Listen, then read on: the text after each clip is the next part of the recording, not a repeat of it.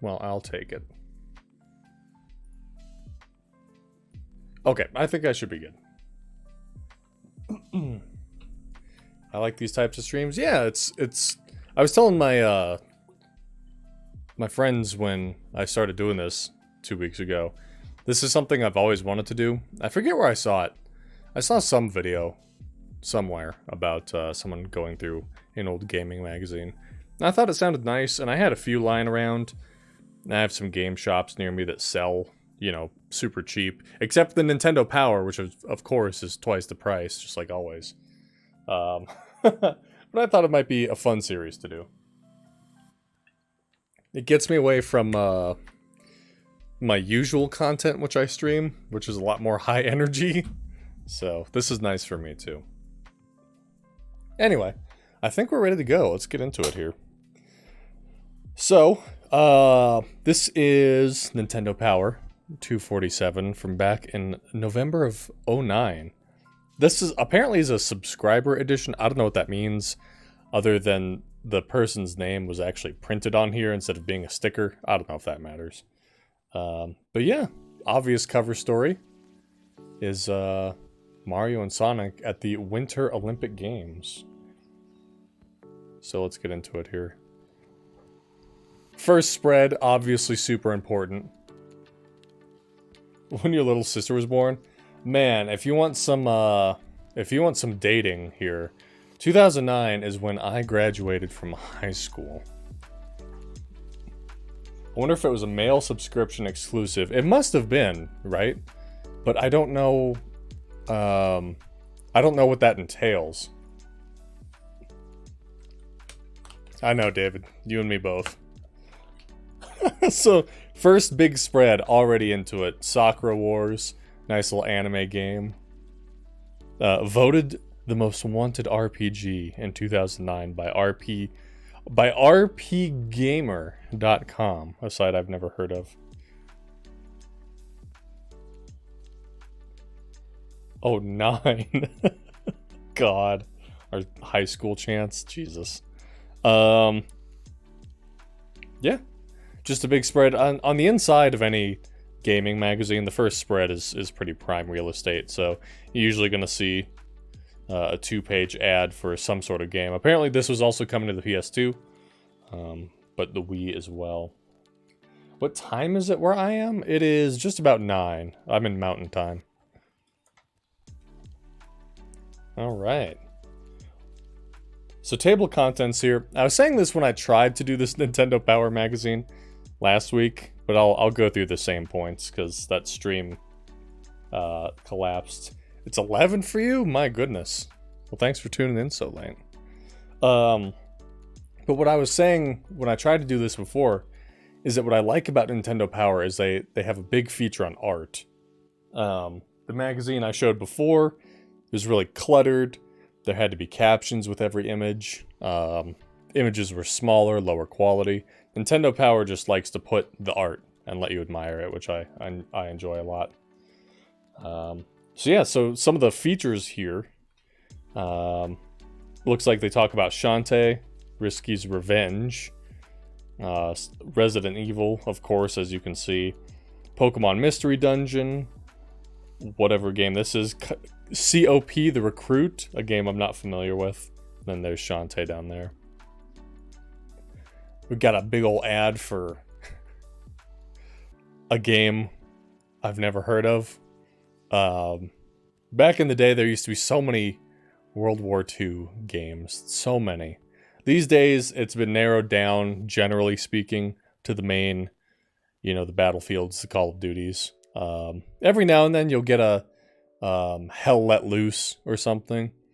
But generally speaking, there's sort of the main established IPs now. But back in the PS1, PS2 days, or I guess in this case, PS3, PSP days, it was the Wild West for war games. They were everywhere. Everyone was making war games. This one looks plane focused. I'm sure there were some naval focused ones. All sorts of stuff. So here's the main table of contents. I'm not going to read everything out to you, but again, you can sort of see, just focus on art that jumps out. My Sims Agent Sweepstakes. That's right, David. Now, again, I'd heard of My Sims. I'd seen My Sims as a game. But I didn't know there were different forms of it. And apparently My Sims Agents was a form. And you could win not only a copy of that game, but you could win a Wild Planet Super Mission Kit, which is one of those like chintzy Toys R Us spy gear, like, ooh, set up a motion sensor on your room so your stupid sister who you hate trips the alarm or whatever. You know, all that plastic junk. So you can win that, potentially a Wii or a DSi, and a copy of the game. So that's pretty cool, I guess. They must have had big beliefs in this game. Not a big anime person. You know, I don't think I am either. If I'm really being honest with myself, I don't think I'm a huge anime person. There are animes that I enjoy. There are quite a few, actually, that I really enjoy. But generally speaking, if I have a choice between watching an anime or doing something else, I don't know, watching a show, playing a video game, I'm probably not going to choose anime. Yeah, let's keep going here. So I think Pulse is sort of editorial and sort of like Rumorville section of Nintendo Power. It's been a long time since I've actually read a Nintendo Power properly, but I think that's what the section is for. So what jumps out to me immediately, obviously, other than Peppy here, is don't hassle the Hoff. So let me zoom in here. I was playing a favorite game of mine, Mega Man Battle Network 4, and I realized that I had no clue what comes out of Mega Man's Buster. Is it bullets? Short bursts of laser beams? I have no idea, says ProtoFan51.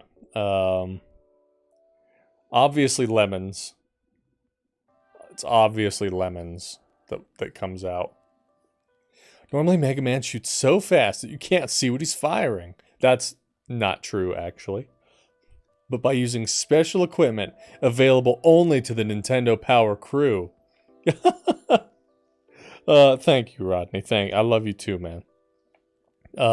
We were able to slow down time to find out. As you might suspect, it's a collection of discarded foodstuffs, unwanted copies of Three Ninjas Kickback for the Super NES, and the occasional rabid kitty cat thrown in for good measure. And there's the kitty cats right there. Rodney. Dude, everyone loves Rodney. Come on, everyone loves Rodney. Rodney comes from a game I streamed a long time ago. Called... Oh, God. An airport for aliens currently run by dogs. That's the game. And Rodney was a character we saved. So ever since then, he's been a bud on stream. Let's zoom back out here. So, let's see what else people are talking about here. You know what? Let me actually zoom back in. Let's read this Fox Tease thing here, because it has something to do with Peppy. After being thoroughly impressed by Wii Sport Resort's Island Flyover event, an idea popped into my head. Why doesn't Nintendo build off that engine to make a new Star Fox game for Wii? Imagine flying your R-Wing with the precision of Wii Motion Plus. Simple turns of the wrist, which would have you barreling through Corneria with the greatest of ease. Thanks, Alex. Poor Alex. Poor Alex was probably so excited for Star Fox Zero on the Wii U, and was probably super disappointed. It looks like there's an additional person who wrote in. After playing Island Flyover in Wii Sports Resort, I was completely convinced that a new Star Fox game is not only possible, but is coming in the near future. I mean, did you see all of the things you could do in Island Flyover? You can shoot lasers from your plane, slow down, speed up. Wow, those are really big features. And even do a barrel roll. Yeah, so people were really excited for the prospect of a new Star Fox game. Favorite game mode in Wii Sports Resort. I've never played Wii Sports Resort. A true fact. I finally, for the first time, I'd have to ask David because I sent him a message about it. But I, for the first time ever, set up my own Wii. I never had a Nintendo console. I had their handhelds. Like, I had Game Boys and DS's and 3DS's, but I never owned, I should say, a Nintendo home console until the Switch. But eventually, getting ideas for streams and stuff, I finally picked up a Wii, right? So I got a copy of Wii Sports, and boy, oh boy. Oof, I know, right? Love Wii Sports. I've played it at friends' houses and other places, obviously, just like everyone on Earth. But I never got around, I don't think, to playing Wii Sports Resort. It looks fun, though. I watched Poofessor, I don't know how to say his name. Poofessor? Poof? I don't know. He plays a lot of Wii games, and he plays a lot of Wii Sports Resort games. So, that's how I get my Wii Sports Resort content. Wii Sports, so good. It is so good. David, have you tried the new one yet? The Switch Sports or whatever? Personally, I'm against the art style of the new characters. And I've heard it plays a little differently. You have not? Interesting. I'm curious how that one is. Oh yeah, happy Nintendo Day. I'm kind of going through. It's weird for me because I've done a few pages of this on an attempted stream. Oh god. Anyway, why isn't there a Nintendo Day? This is the last one on this spread I'm going to read, then we'll move on to the next page. But I do want to read this one. Why isn't there a Nintendo Day? One day, every year, people around the world can play Nintendo games, eat Nintendo-themed food, put on mustaches and pointy ears, have an 8-bit Mario soundtrack playing for 24 hours straight. Nintendo could even commemorate the occasion by releasing a huge game that day. Here at Nintendo Power, we call what you just described Monday through Friday. No problem. Epic Pug Boy, thanks for being here. I appreciate it. You as well, thank you. I'll do more of these in the future, don't worry, so please tune in sometime. And you have a good night, okay? Well, David, I guess it's just you and me. And when you take off, it's just me. Oh well. I'm getting the sense that people don't like this series. Just a couple of cards. Alright, anyway, Brittany is letting me watch tonight. Oh, that's... How kind. How kind. Is she letting you watch because she's so busy recording her Some Sonic Mania videos? I assume that's the reason. Isn't that right, Brittany? Yeah, that's right. I'm sure that's right. Oh god, I forgot about the matchmaker story. Where the dude edited a photo in the Wii Photos tab to say, "Will you marry me?" And it was just kind of weirdly awkward. Listen. Here's the Mr. T again, the poorly made. I guess it's not too poorly made, it's just missing chains and business.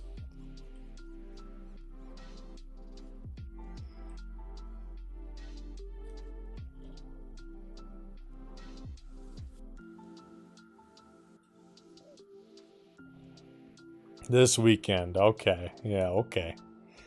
Well, I look forward to it, Brittany. I truly do.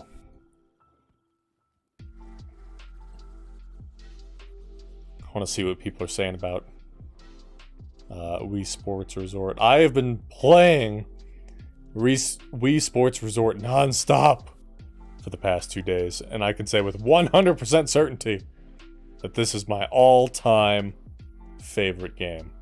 My top events Our island flyover, I love exploring. Swordplay, all 3 modes. And table tennis. All of the games are magnificent though, with a lot of great attention to detail. I'm disappointed by the lack of Wi-Fi connection play. Wow, I'm surprised that Wii Sports Resort did not have that. I didn't know that. But other than that, it's a must-have game for Wii. I really would have thought that Wii Sports Resort would have had Wi-Fi connection. I mean, it is Nintendo. Yeah, but I mean, Mario Kart Wii, you could play online. I don't know when that came out in relation to Wii Sports Resort, but, you know, same system. What else we got here? Swordplay is by far the best game in Wii Sports Resort. In Duel, I became a pro in 10 minutes. Pickup game is a close second. Goodness gracious.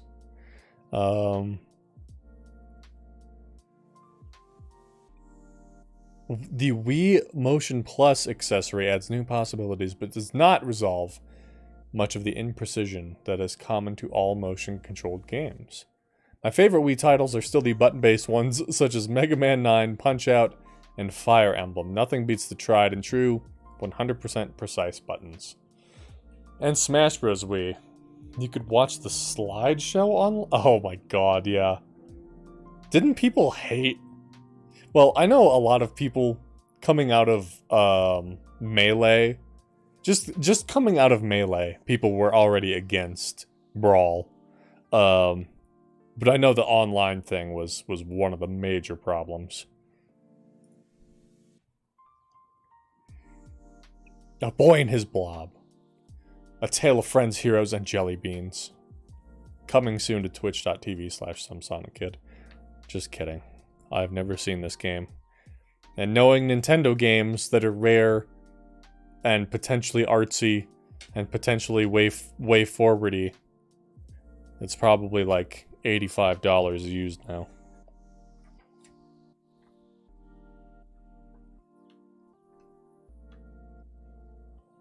I knew of this game when it came out and forgot it existed. Brawl was an early peer-to-peer game. So if a single person in the match had bad internet, oh, that's not good. So what you're telling me is Nintendo's initial solution to online play was having 2 cans and a string between them, basically. Okay. If your can is no good, then then it kind of wrecks the party. That's really funny to me. Nintendo's gotten... Nintendo's changed over time, yeah. A lot of multiplayer does that, but a lot of the time people had bad internet. At the time, yes, that's true. It was a little early for super high-speed internet, so I'll give you that. A Boy and His Blob is on Steam? No shit. Let me take a look-see. I had no idea. I wonder if it came out on Steam initially, or if this is like a port that came around later. Or dare I say, a remake? Oh, it's only $10. A Boy's Journey. Not clicking that one. This looks, Oh, you know what? I think I said this last time I tried to stream it. The art style is kind of reminiscent of, Scribblenauts. It looks a lot like Scribblenauts to me, which is, different studio, of course, but I do love Scribblenauts. Anyway. So this is a big spread, sort of talking about level 5 and, sorry, the glare. Akihiro Hino, I think is his name. It says it somewhere. Yes. Who is in charge of the studio. Dude, looking through, I was recently going through the eShop on the 3DS, which you can't use credit cards on anymore, by the way. That ended like a week ago. But I was looking through some of the like top sellers, and just some other general games, and even lists online of like 3DS games you should get before the eShop closes down. Dog, if it wasn't first party in-house Nintendo games, it was a level 5 game.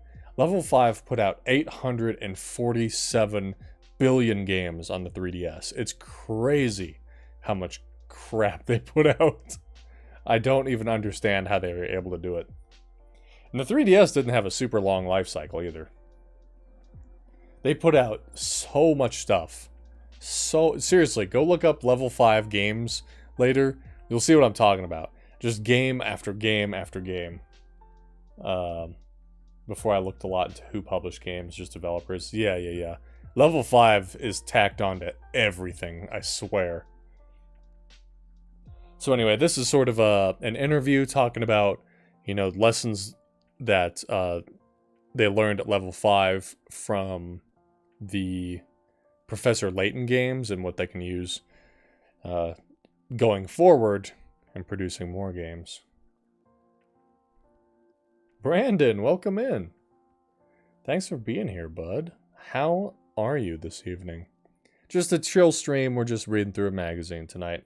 Nothing crazy, no challenges. Just hanging out. Eating some pizza. Man, I wish that were me.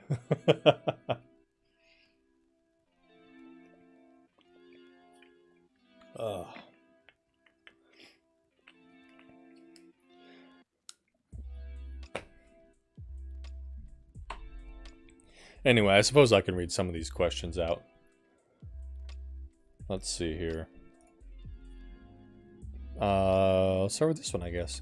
What part of the characters and game setup do you find the most charming in the Professor Layton series? And Mr. Hino himself says, I think one point is the art. It's very high caliber. It also has a comic style that's easy to relate to. As for the way the game is set up, it's how the other characters capture the traditional characteristics of the mystery so well. Video Horror Society? Is that one movie, or is this like a project I don't know about? Because I know there's a horror film called VHS. Am I thinking of the same thing?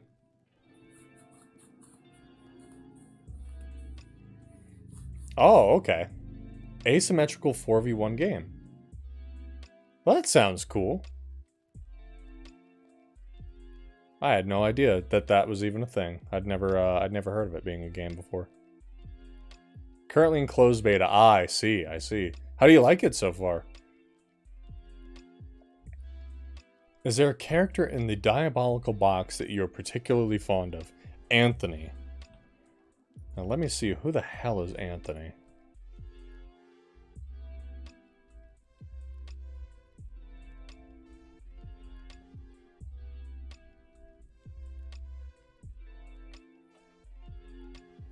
I have no idea who that is. I haven't played Diabolical Box, so. Pretty fun, 80s aesthetic. Think old monster movies. Oh yeah, for sure. Sounds like it has a nice 80s slasher vibe to it.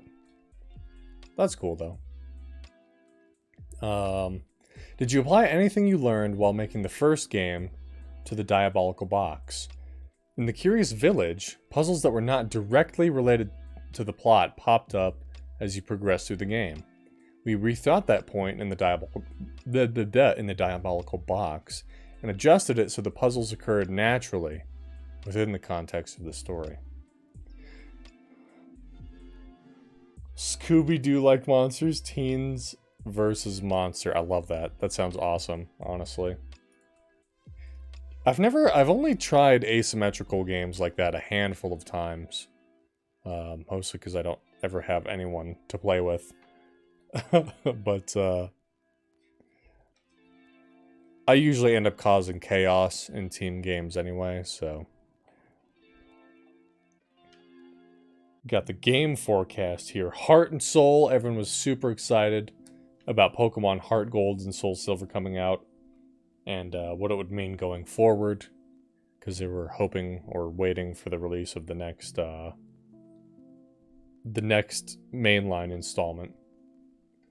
Teens must craft weapons to banish the monster, while the monster is hunting the teens. Yeah, that stands to reason. That sounds about how it should go. I know. I didn't know that either the first time I looked through this magazine. I was like, I had no idea they made this game. But it's a game based on the movie that they made. So, I don't know if it looks quite the way you'd want it to look, but here's the ad. Play through an action-filled adventure across the mysterious island of the Wild Things. Let the Wild Rumpus start. There was a movie? Yes, there was like a CG movie. It must have been around this time. I'm sure it was a tie-in game. But yeah, there was a CGI movie.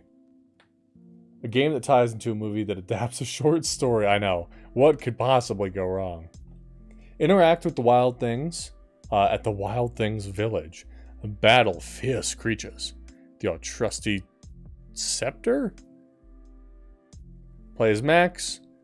And run, jump, climb, glide, and swing your way across the Wild Things Island. Yeah, it kind of is like a picture book.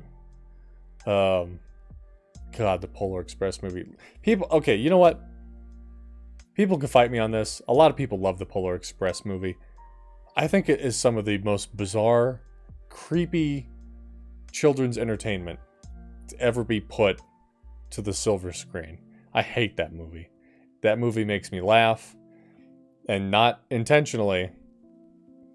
It is very strange. It is extremely bizarre.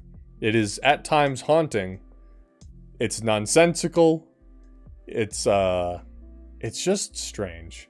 It's just very strange, if I'm being honest. So yeah, not a huge... that's fine. It's fine that people don't like the movie. Or, rather, it's fine that people like the movie and don't like that I don't like the movie. I'm not gonna lose any sleep over it, okay? Well, if it isn't Katie... if it isn't twitch.tv/Clizzy. I don't like anything about it. Okay, there you go. Thank you. Someone... oh, and there's Dallas. And Dallas. Welcome in. Yes, this is Nintendo... this is a Nintendo Power from the year I graduated high school. And it's got Red Sonic and Blue Mario right on the cover. So, last time I tried to do a magazine stream, my computer just died. All of a sudden, I noticed the music cut off, and I looked at my other monitor over here, and it was like, oh, sorry, went into a problem, and then it just turned off. So it's like, okay, I guess I'll just do this again some other time. Dude, Brandon, I wish I still had my old Nintendo Powers, because these shits are expensive these days. Some of these old other game magazines, let me show you. So I have, obviously, a whole stack of gaming magazines, right? Gamers Republic, Electronic Gamer Monthly, Next Gen, this encyclopedia thing. These cost anywhere from $5 to $10, right? This Nintendo Power, the only Nintendo Power I currently have, which I picked up from a secondhand game store, $24. Unfucking believable. I hate Nintendo. I hate you, Nintendo.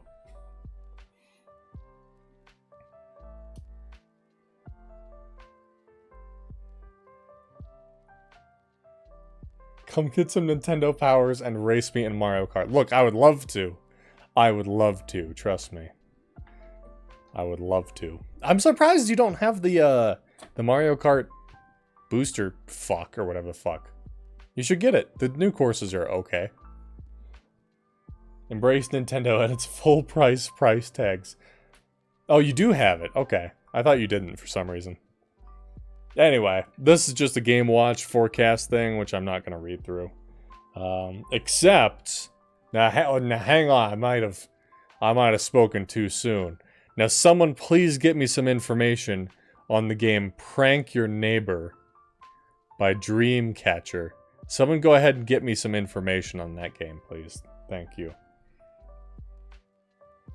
I hate you Nintendo people buying Nintendo products. Yeah, you're right. That's how they can charge full price, because no one ever stands up and says they're not going to buy something. It's the same reason that everyone's going to buy the new Mario Strikers game, even though they've already said, yeah, you'll get all the content later. You'll get all the content later, don't worry.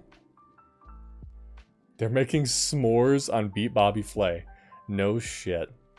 How am I not a judge? The world isn't just, Katie. The new Pokemon. Now, to be fair, I know this has been a super long tangent. But I hardcore jumped off the Pokemon train after Sun and Moon. I hated Sun and Moon. Ultra Sun and Ultra Moon, I hated vehemently. And I thought Sword and Shield looked like absolute dog shit, and I never played them. But everything I've seen so far about Scarlet and Violet, except for the logos and the legendaries, has really impressed me. So I think I'm going to jump back into the series for them. Unga Bunga Lady especially. Unga Bunga Lady. Dude, I'm still debating. Better than Sun and Moon? I mean, that's not saying much, but yeah, I guess so. Anyway, let me move on here. Oh, there they are. There they are. And look at the two who got cut from the cover. Poor DK and Metal. They didn't even make it to the cover. Oh, man. Those poor bastards. So let's see. We got a little discussion of Shin Megami Tensei Strange Journey, which is a game I haven't played. But more importantly, new colors alert. New colors alert. White. Black. They did my tag partner dirty. I know. Look how far back there they put him. Let's see. Anyway, let me read some of this. Gotta get a new DS in white. I think those are DSIs, maybe? I don't know. I think they are, because it's got the front-facing camera, so I think this is a DSI. Anyway, let me read a little bit about this Shin Megami Tensei thing. Let's see. Oh yeah, I was confused about this last time I read through the magazine. So, this article calls it, a mainline entry in the SMT series. Despite the fact that SMT mainline games are numbered 1 through 5, and Strange Journey is, I'm pretty sure, a spin-off. But it says right here, its first mainline installment in 5 years. So I don't know. I don't know what to consider it. I have my red 3DS right next to me. Wowee. You had a pink DS XL? That's awesome. Damn. I have, over in my gaming closet, I have all my old systems. I've got my original 3DS with its scribble knots, like, condom on, basically. I've got my, my old, Link Between Worlds 3DS. I've got the original DS, the ugly one. Animal Crossing. Animal Crossing Wild World is what indoctrinated me. I probably put more hours into that game than I will put into any game for the rest of my life. Anyway, let me move on here to something I know you guys are all very interested in, which is Rapper's Delight. Sharpen your rhyming skills with the rhythm game Def Jam Rap Star for Wii. The concept of singing along to your favorite songs and getting scored based on your performance isn't new, but pretty much all of the big rhythm games on the market, read Rock Band, Guitar Hero, include that. But those titles have a definite rock and roll slant.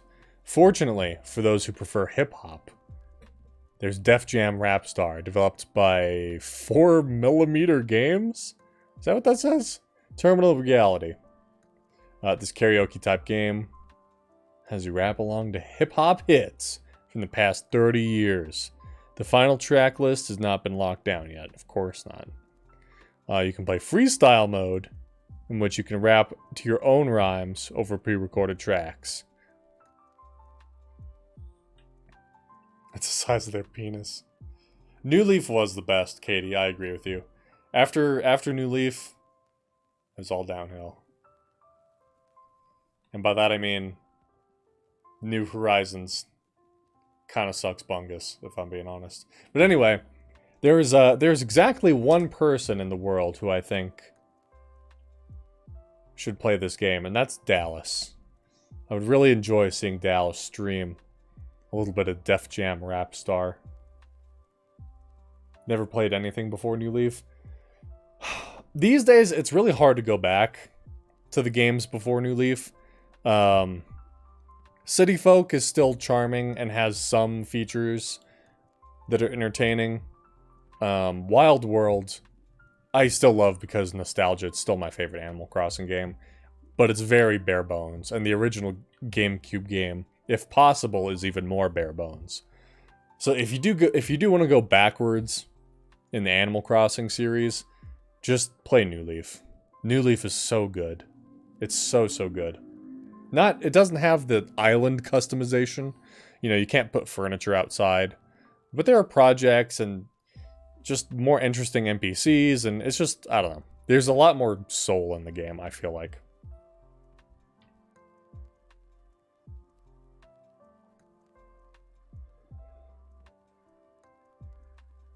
Oh, okay. Oh, you never played anything? Yeah, you never played anything before it. Yeah, so it's not worth it, honestly. I guess that's my point, ultimately. Vancouver 2010. Alright, what do we got now? Oh, yes. I like this section because, hang on,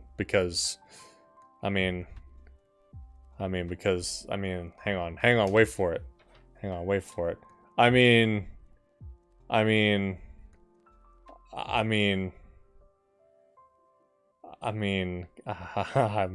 on. Because I love video games. Anyway, this is a big spread. It's a big Shantae spread.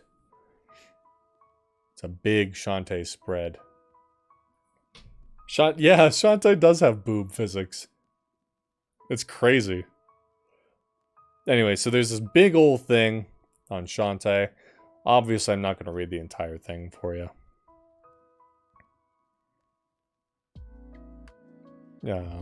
But here's a little...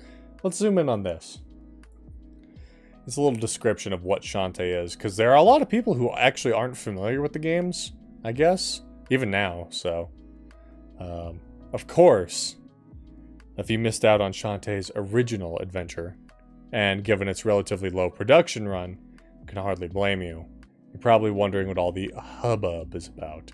The star is Shantae herself. She's a feisty young half-genie who lives in the magical realm of Sequinland. With monsters roaming the countryside, guardian genies are recruited to protect the land's many kingdoms. Shantae's duty is to watch over the small fishing village of Scuttletown.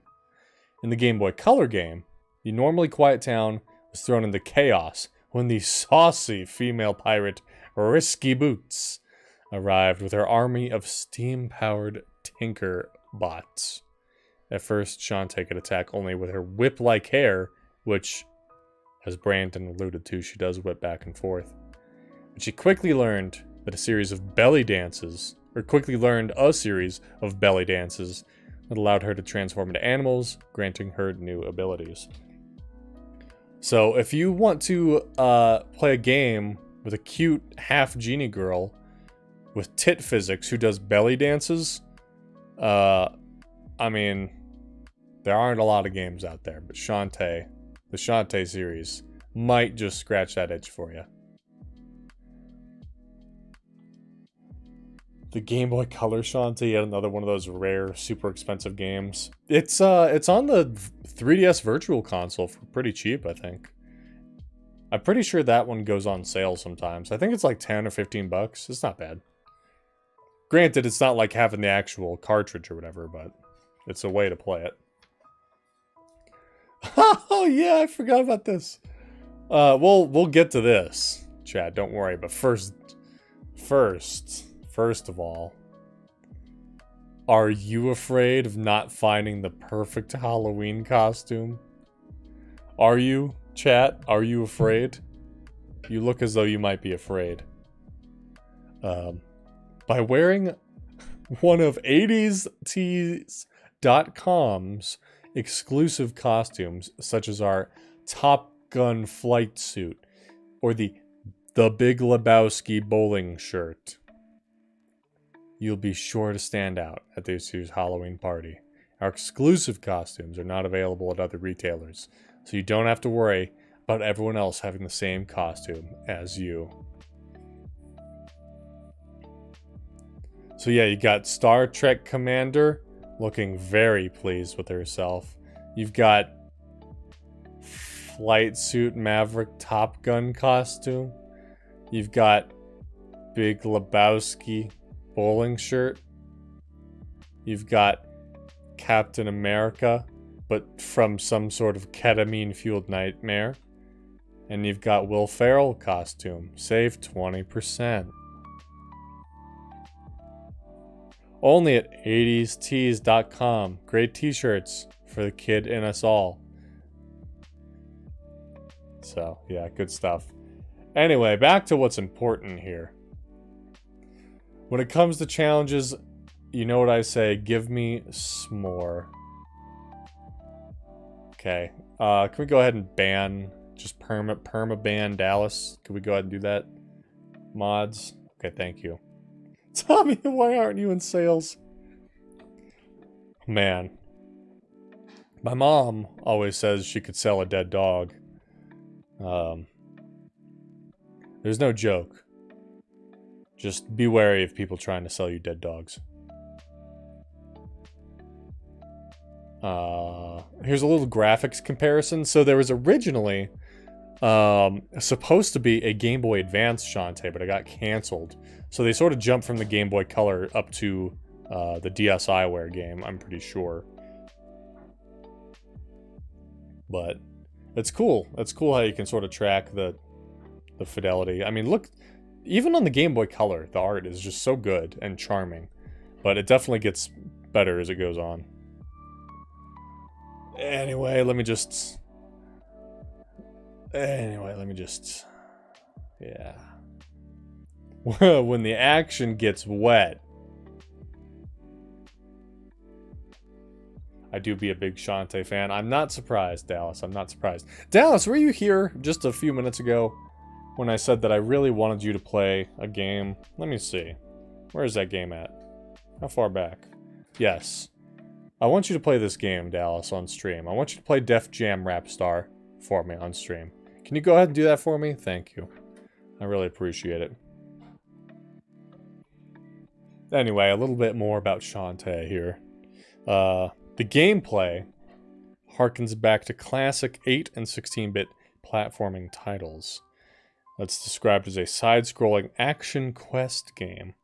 It takes inspiration from such memorable games as Zelda 2, The Adventure of Link, Castlevania 2, Simon's Quest, and Rygar, all released on the NES. And Super Metroid originally on the Super NES? What does that mean? What does that mean? Originally, it's a SNES game.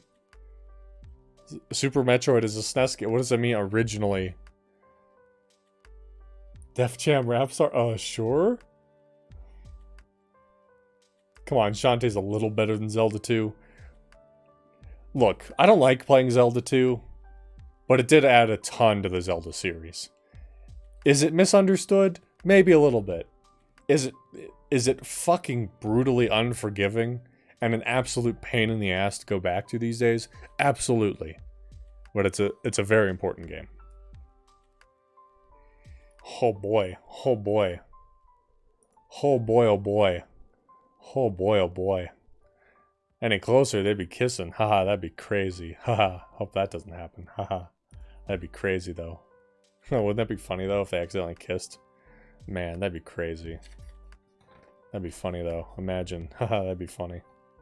Can you imagine, though, if they, like, kissed?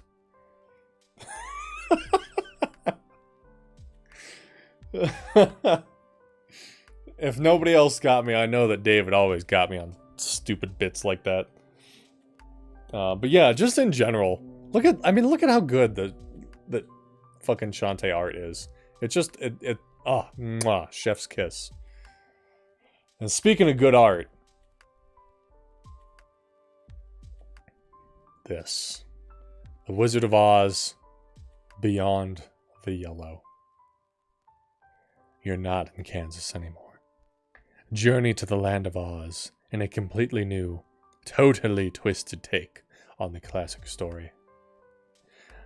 You and your companions will discover the dangers and adventures beyond the yellow brick road. It's funny they say that because that's they said this part. Prepare to be blown away, you and your little dog too.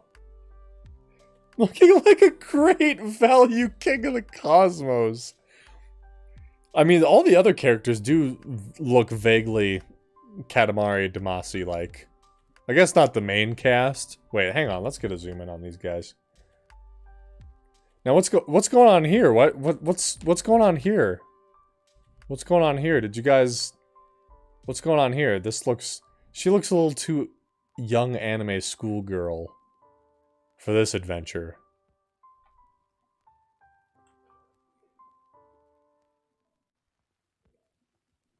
Anyway. Control everything with just the stylus. That's how you know it's a bad game. Use the innovative trackball to control speed and direction. That sounds fucking horrible. That sounds absolutely fucking awful. A virtual trackball? Well, you have to like keep fucking... Oh my god. Yeah, seriously. Use it to attack, use items, and more. Again, awful. That sounds horrible. I was about to say Dorothy became hot. I mean, yeah, but... Yeah. Little near upskirt, little cute... Oh, just scratching her head. Haha, she's so out of sorts. Oh boy, this is a crazy situation she's found herself in. Oh boy, it's crazy.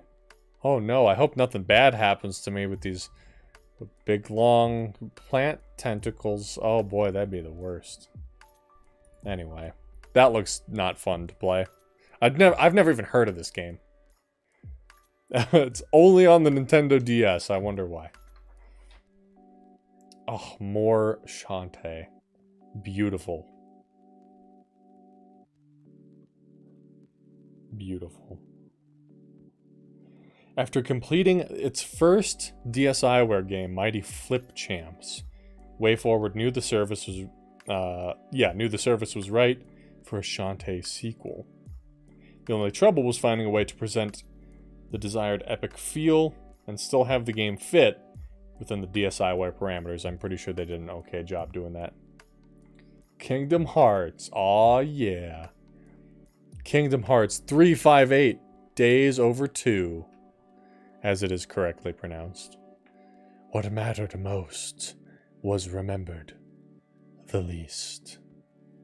Speaking of Kingdom Hearts, I had a newcomer in chat earlier, and I was showing off some of my game magazines.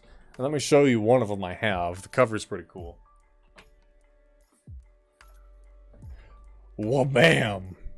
Kingdom Hearts 2 with the Tron cover. Apparently this particular issue had multiple different covers.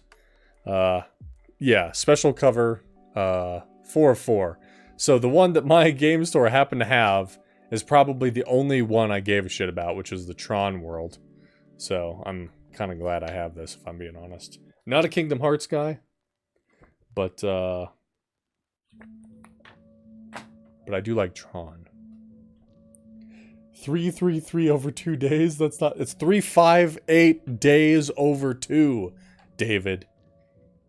It is 358 days, not 358, not 358. It's 358 days over 2. You got to make that video, I'm telling you. Look, Katie, I started already, okay? Katie, I started making the video. Do you realize how long it takes to play and get footage from Kingdom Hearts games? It takes an eternity. It takes an eternity. So, someone will probably beat me to the punch. But I'm trying my best. Okay, I'm trying my best to work on that video. 358 days over 2 is not a name. Well, it is now. And the reasoning, according to What's-His-Face, is because it's 358 days, right? 358 days. And over 2 because it takes place from 2 different perspectives. Or something. Something that's really artsy and insightful and makes a lot of sense, yes.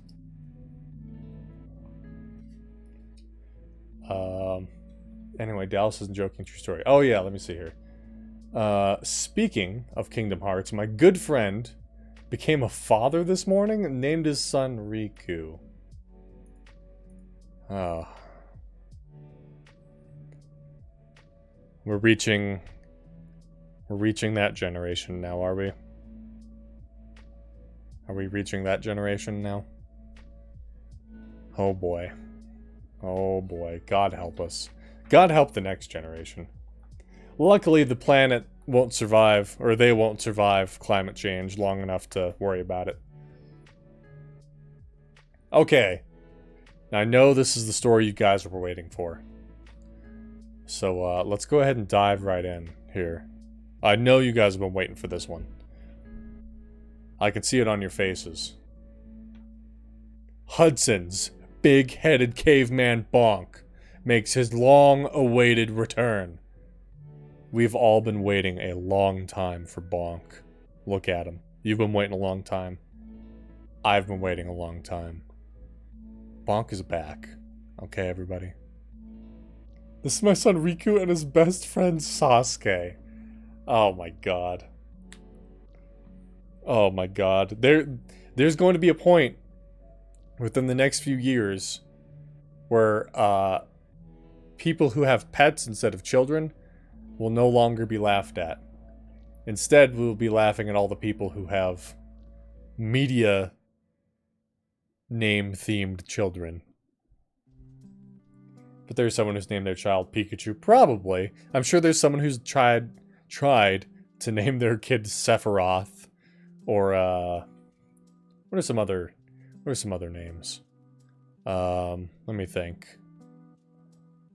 Luffy, whatever his name is from One Piece. That's another one. Cloud is a great one. Goku. I'm sure there's hundreds of thousands of Gokus out there. What about naming your child Cthulhu Allspark? Piccolo. Great one. Perfect Cell. Now, Perfect Cell isn't a terrible child's name. Because on days where they're misbehaving, you can just demote them back to regular Cell. Anyway. Can we please talk about Bonk, you guys? Back in the 16-bit days, platforming star Bonk. Star. He was a platforming star. Bonk the Caveman. Was one of the icons of gaming. The SNES had Mario, the Sega Genesis had Sonic, and the TurboGrafx 16 had Bonk. He's up there with the greats, ladies and gentlemen. Friends and fiends, you're looking at an icon, a Hall of Famer. And on the Mount Rushmore of video games, you got Mario, you got Sonic, you got Master Chief, and god fucking damn it, you've got Bonk the Caveman. How about the Hunger Games fandom naming their daughters Katniss? There was a big explosion of that. Or, what's the other series? I can't think. Who the hell is Chris M? Oh, the person who wrote this section? I don't know, but let's keep reading this section. The TurboGrafx 16 had Bonk. Okay. While Bonk's contemporaries continued to flourish, Bonk fell into a comparative obscurity, with little more than virtual console releases and cell phone games to keep his memory alive.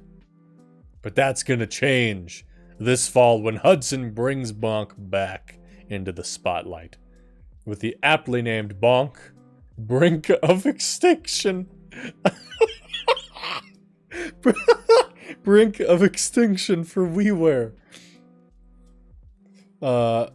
Dude, I learned this week there's a child out there named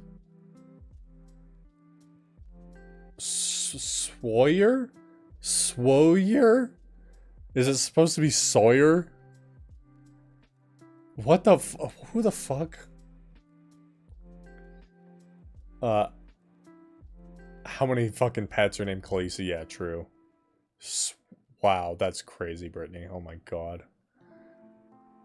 Anyway, back to Bonk. The content you guys want. For the most part, Bonk, Brink of Extinction, stays true to the hero's roots, which needs no explanation to you guys, I'm sure. Everyone's very familiar with the classic Bonk gameplay, but it looks as though Chris M here has gone through the trouble, so let's hear him out. Though the graphics have received a major 3D overhaul, the gameplay retains its traditional 2D style. As Bonk, you'll run, jump, climb, and swim through 3 prehistoric worlds: jungle, desert, and volcano, with 10 levels apiece, while bashing goofy enemies with Bonk's gargantuan noggin. You also get to take advantage of transformation abilities that aid you on your way. Delicious meat temporarily evokes a powered-up state, as it does in real life. And by acquiring transformation talismans, Bonk will be able to turn into 6 different forms, each of which grant new abilities: shooting fire, freezing enemies, or ramming through walls, for example, fueled by a supply of primordial ooze. Additionally, a second player can join at any time, either locally or online, to help Bonk on his quest to stop a deadly meteor from colliding with Earth.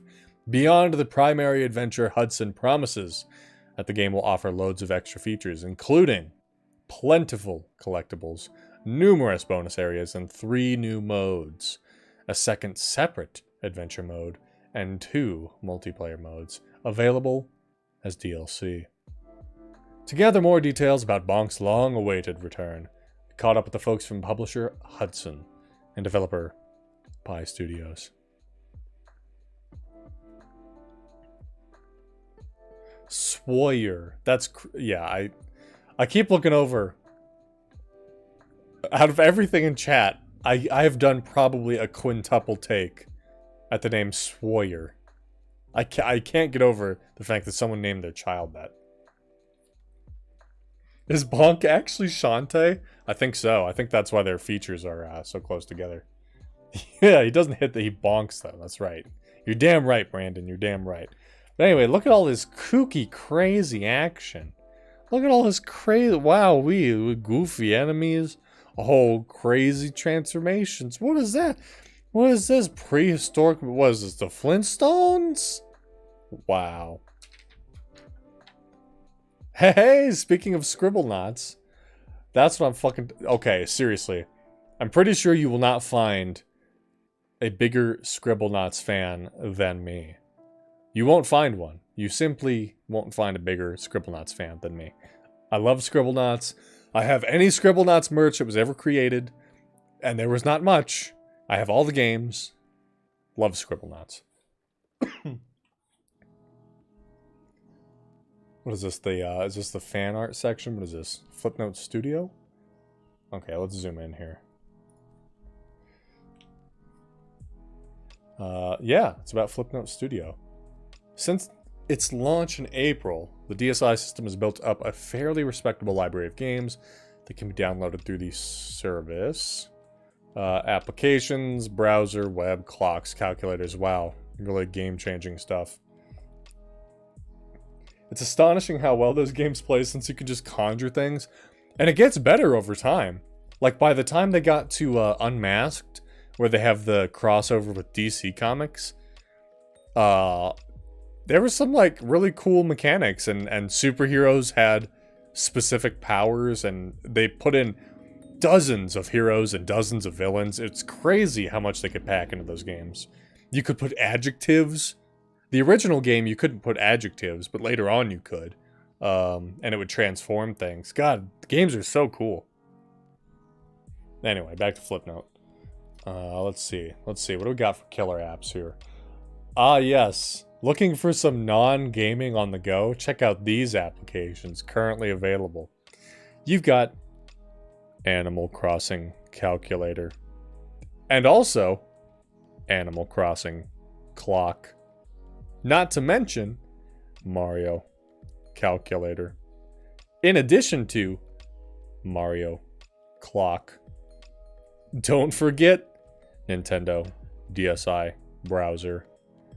And last but not least, Photo Clock. Aren't you glad you have a DSi system?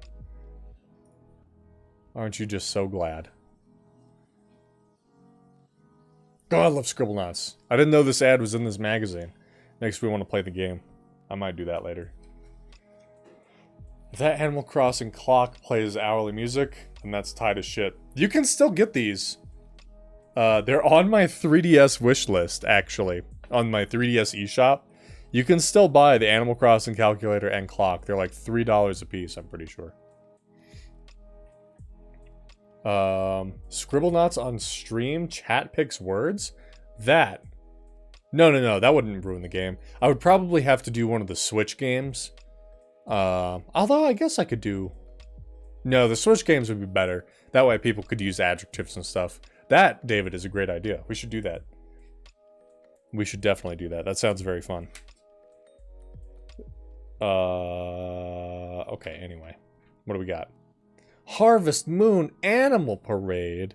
Come join the parade. There's trouble in Harmonica Town. Crops aren't growing, and it's all your fault. The wind isn't blowing. I think if wind isn't blowing, we've got significant atmospheric problems.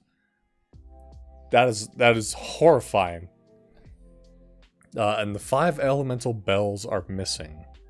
Only the power of the Harvest King can revive the land, but he's nowhere to be found. Can you find the 5 bells, awaken the Harvest King, and save the town?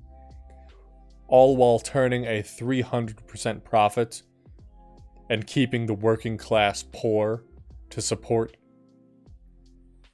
capitalism? Can you do it? Looks like Queestart. It kind of does. It kind of a little bit does. What do we got here? I thought this was Limbo for a second. I was like, there's no way. There's no way that Limbo is in this Nintendo Power game. Another promising indie effort rolls onto WiiWare with Night Sky, an after-hours lesson in the joys of physics. When this round of consoles is said and done, we'll look back at the advent of downloadable games as one of its greatest contributions, blah blah blah. Stripped to its simplest form, the title is about rolling a ball from one end of a level to the other, but the execution of that task, of course, is considerably more complex. Your path is littered with obstacles, and to overcome them, you'll need to exploit the laws of physics. So it is Limbo, it's just not scary. I've never heard of this game. That sounds very fun, actually. David, how could you not tell me about this game? What the hell, man? How could you not tell me about this game? That sounds awesome. Sorry. The Amazing Brain Train. I have it, but never played it much. Interesting. Games that test your mental metal are everywhere these days. They really were. Back in the DS Wii era, brain training games were like the new rock band genre. They were everywhere. Everyone had to know what their IQ was, how good they were at retaining puzzles in their memory box. Oh my god, those games are everywhere. Anyway, looks like you get to do that, but also it takes place with a train or something. I don't know. I don't know what they're talking about. The fur keeps... What the fur is going on here? Developer of WiiWare platformer Furry Legends? See volume 244. Oh god, how far back do I have to go? 3 issues back. Everyone make sure... Or everyone go see if they have Nintendo Power volume 244. So we can read up on Furry Legends. What the fur is going on? They're working on a prequel. Furry Legends beginning.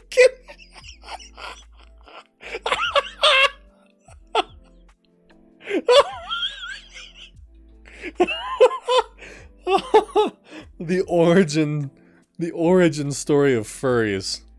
Wow. That's crazy. That's crazy that they would put that on the Wii, where children could access it.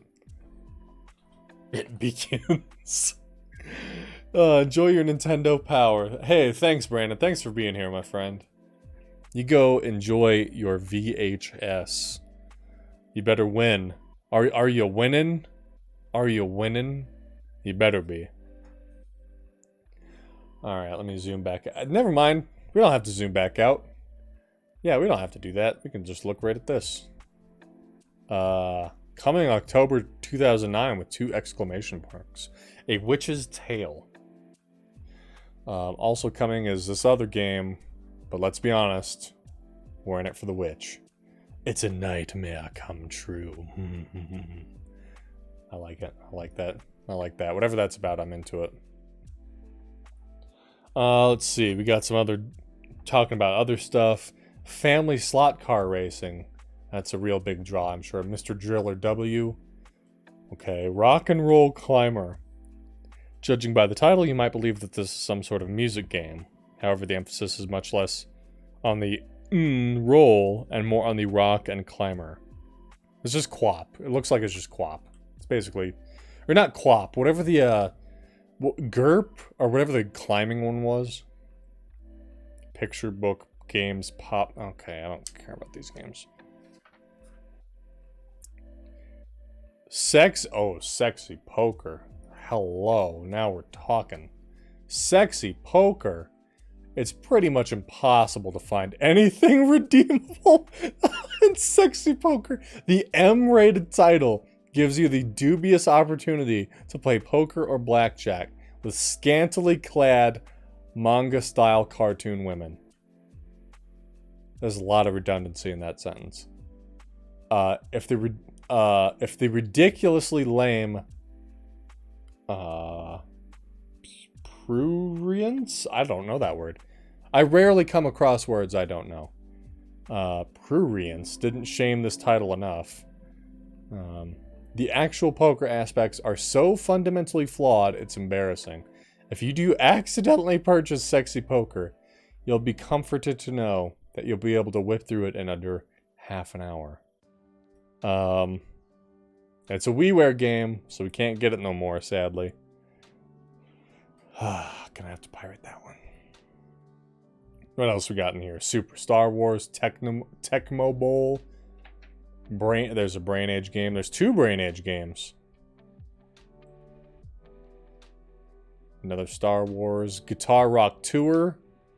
A game I don't think anyone on Earth actually played.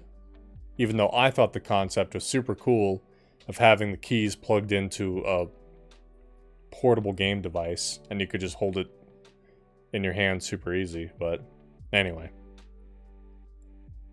What else we got here?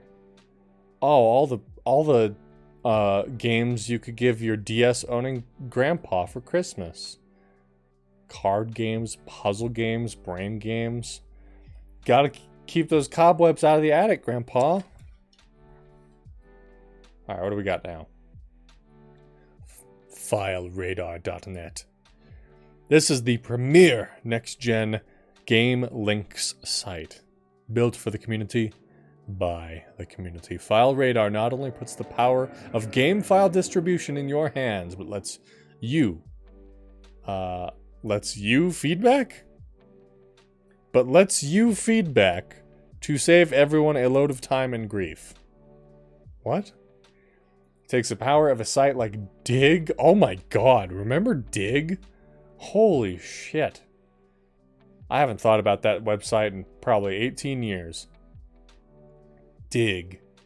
And applies it to the most essential part of games you're either actually playing or want to play. Millions of places, blah, blah, blah, blah, blah. Just some sort of, what am I looking at here?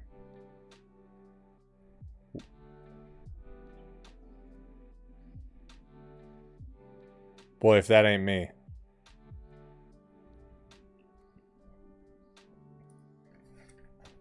What do we got? Oh, got some wrestling. Oh, we got Wii Fit Plus. Both my interests here. All right, what do they have to say about Wii Fit Plus? The original Wii Fit accomplished 3 things. It provided the gamer-friendly portal to a healthy lifestyle. It lit up the sales chart for more than a year, and it prompted yours truly to appear in the magazine Sans Pants. Sans, I don't know. I go back and forth on how to actually pronounce it. Sans Pants.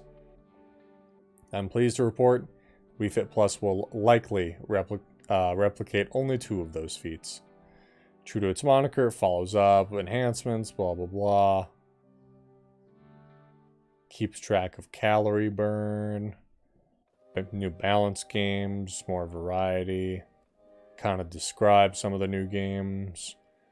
Obstacle course, more balance stuff.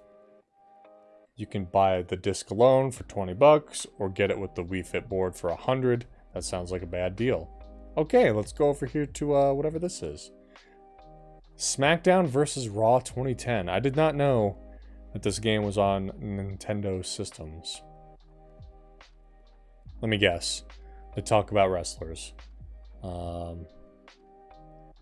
console version of the game, there's no outrageous motion controls this time out. The game is best played with the classic controller. But if you're using the Wiimote nunchuck, yeah, okay.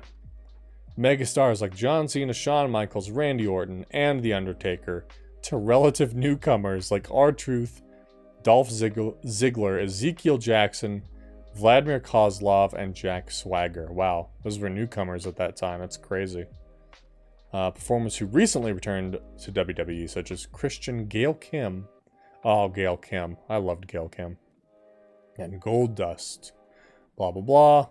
Blah, blah, blah. It's a game. Okay, great. For those of you who are into wrestling, you'll probably remember that SmackDown vs. Raw 2010 was a pretty subpar game, actually. What? What?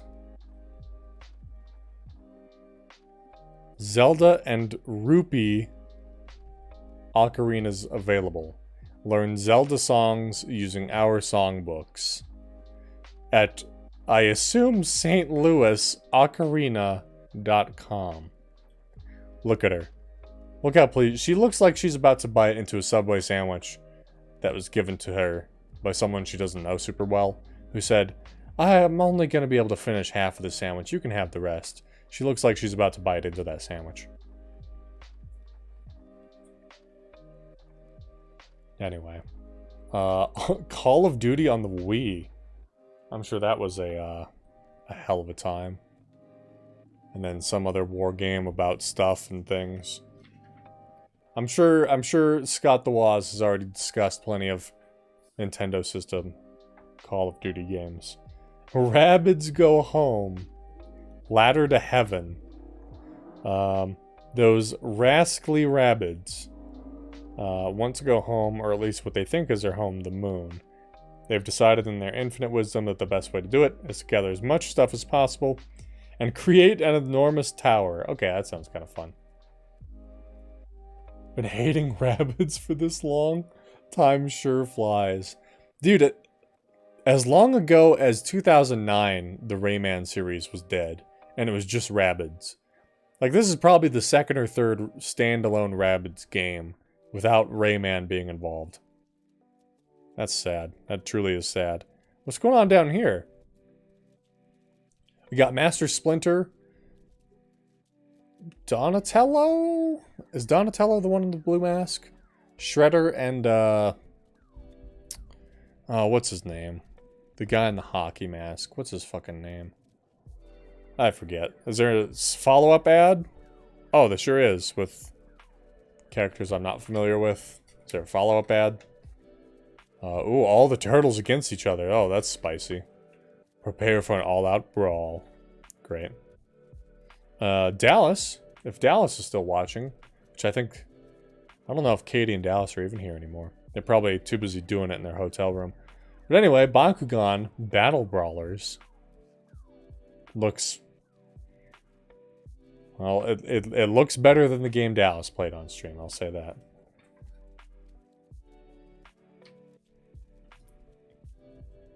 Making whoopee, absolutely. He's in the shower.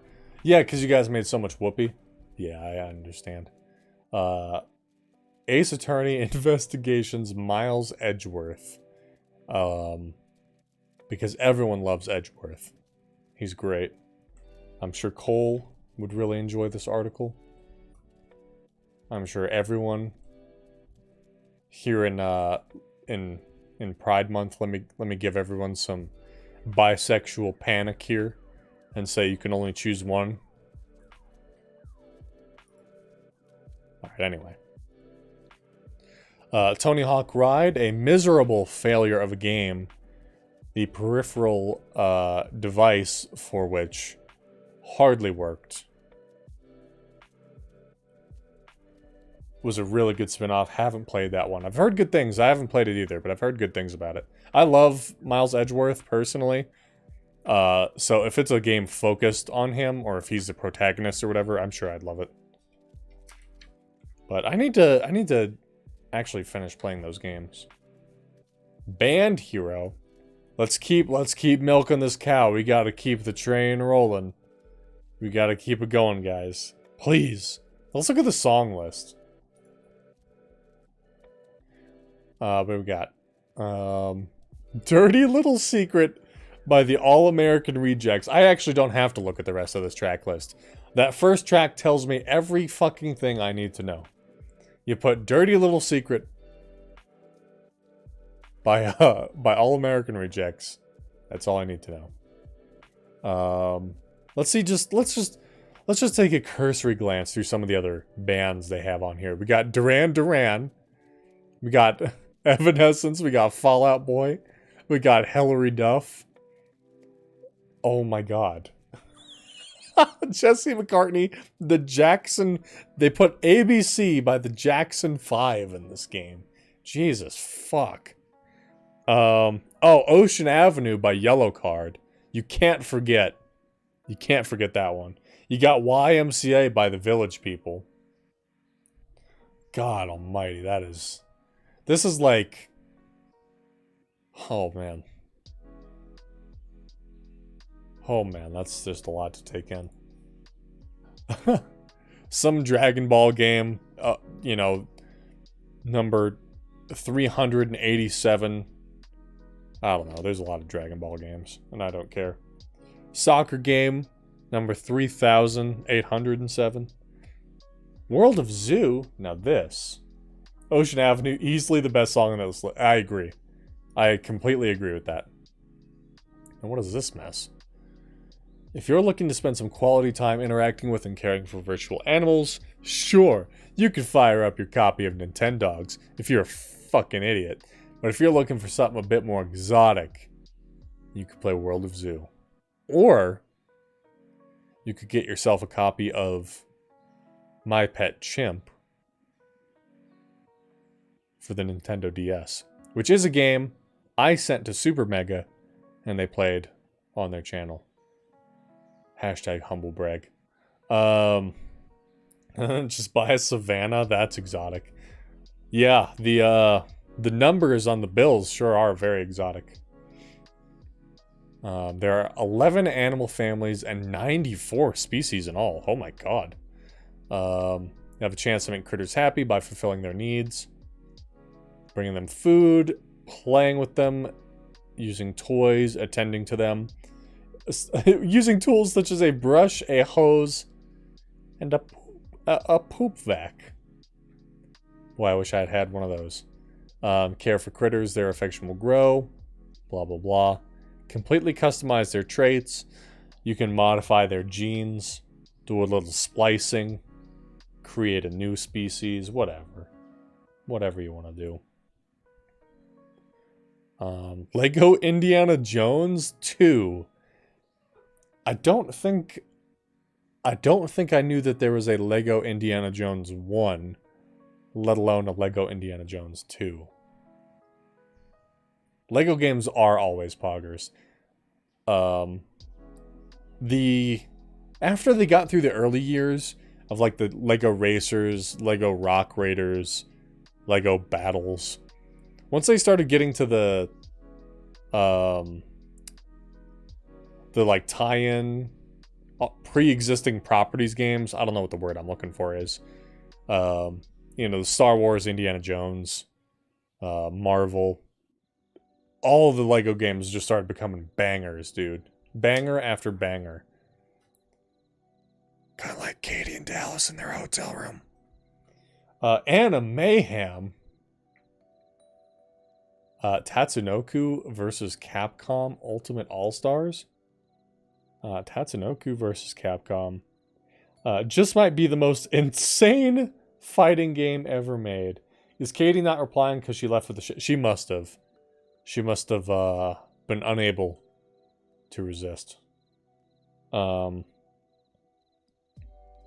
Ryu, Morgan, Mega Man. Oh, they got Megan Man. That's all I need to know. Let's see. Yes, send me the next 12 issues of Nintendo Power for just $20. Look at that. Look at that old Wario art. You'd love to see it. Whatever happened to Wario, huh? Whatever happened to him? Styling and profiling with Style Savvy. I don't know. I don't know about that. King of the Jungle, Sim Animals Africa. This looks like concept art for the Madagascar TV show. This looks awful. This is just awful. It's just awful. I wanted that game so bad. What, the Style Savvy? So you could get those fucking Jinkos or whatever they're called. What's the gameplay? Let's see. Building on the foundation of the original Sim Animals, sequel expands the premise by bringing animal lovers to a new continent, populated by all new beasts. Blah, blah, blah. Your job in the game is to befriend the local fauna and complete tasks given to you by magic animal totems. Once you've raised an animal's friendship level, by petting, feeding, and playing mini games, you'll be able to take direct control of the critter and use critter-specific abilities. You'll be able to complete a variety of missions. Huh.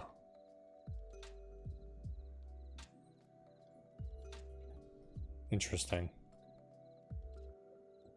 Hello, I'm hosting a party tonight, so I need to buy myself a formal dress. She throws parties just so she can dress up. Dude, I avoid parties just so I don't have to put on clothing. We are not the same.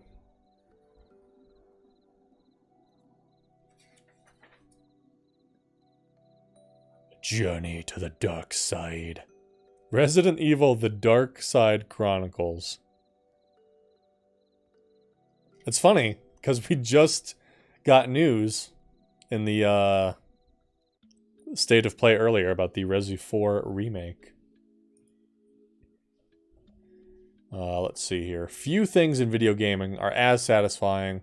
Why is the lighting over here so bad? As blasting zombies. Titles such as The House of the Dead or Left 4 Dead are proof positive of this. But the one series that has the most rabid fan base is Resident Evil. Maybe it's because Resident Evil was the first to really nail the balance between horror and action.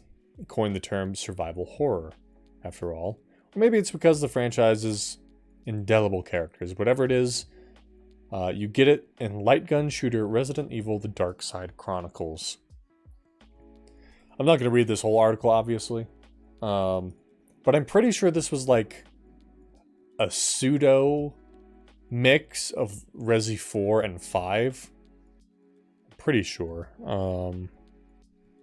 I'm not a big Resident Evil guy, but it looks like it takes place in Africa, which is where Resi 5 takes place with the outbreak of the new strain of the virus. But it also has, obviously, Resi 4 version of Leon. So I don't know. I don't know what this is. No 4. With Leon S. Kennedy playing such a prominent role in the Darkside Chronicles, you might think the game would include his solo adventure, Resident Evil 4. Not so, says the producer. Frito, hello. Frito Pie. Hey, buddy, come here. You can't jump on my chest right now. I'm sitting up. Hey, buddy. Blah, blah, blah. Biggest reason. Resi 4 had already been released on the Wii. Okay, come on. If you're so anxious to get up here, come on. Come on. Good boy. Good boy. Good Frito Pie. Oh my goodness. Frito Pie wants attention. Okay, what do we got here? Another animal type game? Okay. Animal Kingdom Wildlife Expedition? A fantastic photo safari. Oh, so it's like Pokemon Snap, but realistic animals. And also whatever the fuck this Robo Dr. Burger thing is. Zombie Up.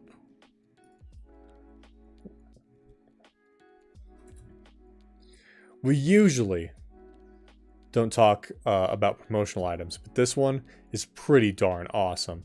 If you pre-order Resident Evil: The Darkside Chronicles at GameStop, you can get this Darkside Chronicles branded t-shirt. So what, you say? Well, for one, it was originally released in very limited quantities at this year's San Diego Comic-Con International. So its initial scarcity makes it kind of cool. Even better though, it can transform you into a zombie. Simply pull the front of the t-shirt over your head, and you're ready to munch on tasty brains and or do the Thriller dance.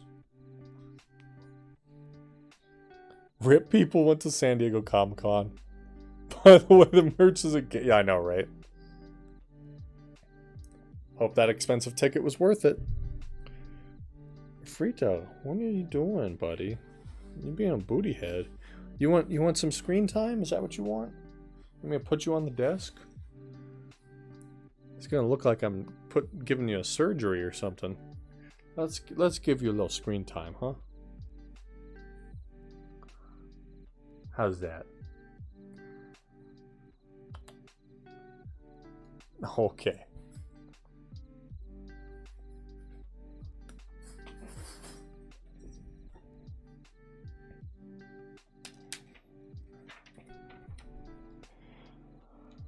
Oh my god.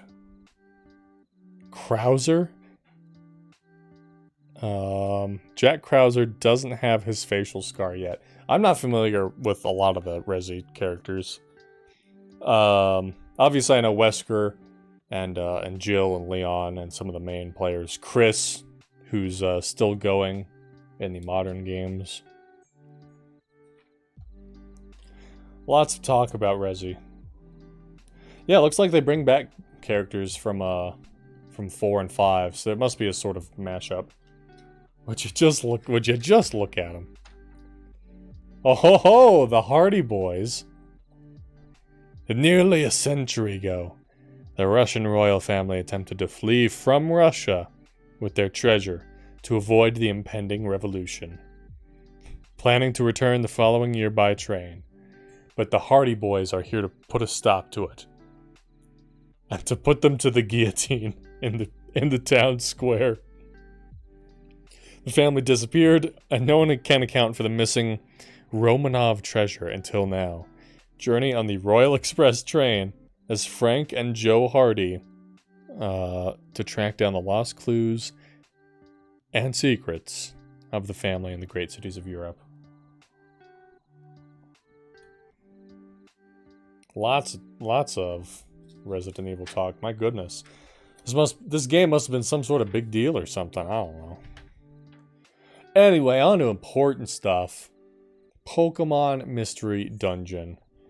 Now, there's a Pokemon, I think it was a Mystery Dungeon game. They remade it for the Switch, I'm pretty sure. And I played it, and I did not like the way that the game played. And that's how I found out I didn't like the Mystery Dungeon games. But all the same, I admire them making new characters and making them wear little bandanas. That's pretty fun. Let's see here. Living the exciting life of a Pokemon. Who knew that life as a Pokemon could be so thrilling? I'm pretty sure battling to avoid starvation or death by mauling from other Pokemon would be plenty exciting without having to go on little mystery adventures with a scarf on. But that's just me. Anyway, when you first visit Explorers of Sky, you'll wake up to find you've been turned into a Pokemon. You'll have a partner Pokemon with whom you'll venture far and wide, helping good Pokemon, arresting outlaws, battling in dungeons, collecting treasure, and solving mysteries. You'll eat, sleep, talk, and live as a Pokemon for the duration of your stay. Yeah. I wish I liked the gameplay of these games. I just actually don't. I wish I did. Although I will say about the remake that they definitely lost the charm of the pixel art that the originals have. Because the Mystery Dungeon pixel art is just so fucking charming. Sniff, didn't matter what I did, I would always mess it up.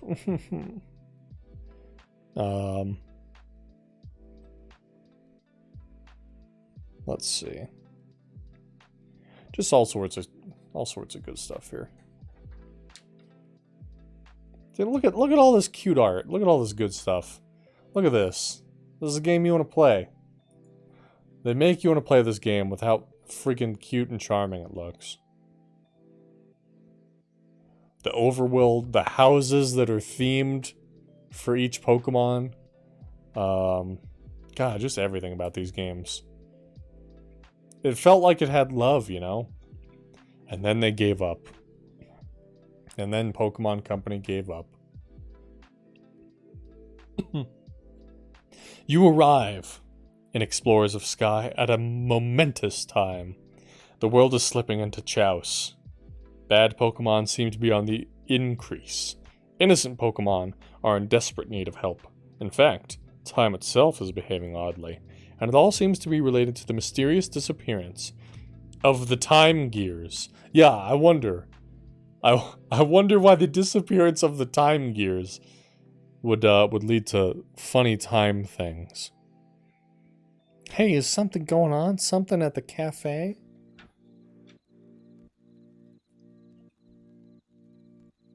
Alright, what do we got here? Valhalla Knights Eldar Saga. Eldar? Shouldn't it be Elder? Elder Saga? Eldar Saga. Your choices are endless. Your life expectancy is not. Are you brave enough? A destructive force threatens your world. Take up sword or staff and dare to rebuild the ancient alliance between the humans, elves, dwarves, and halflings.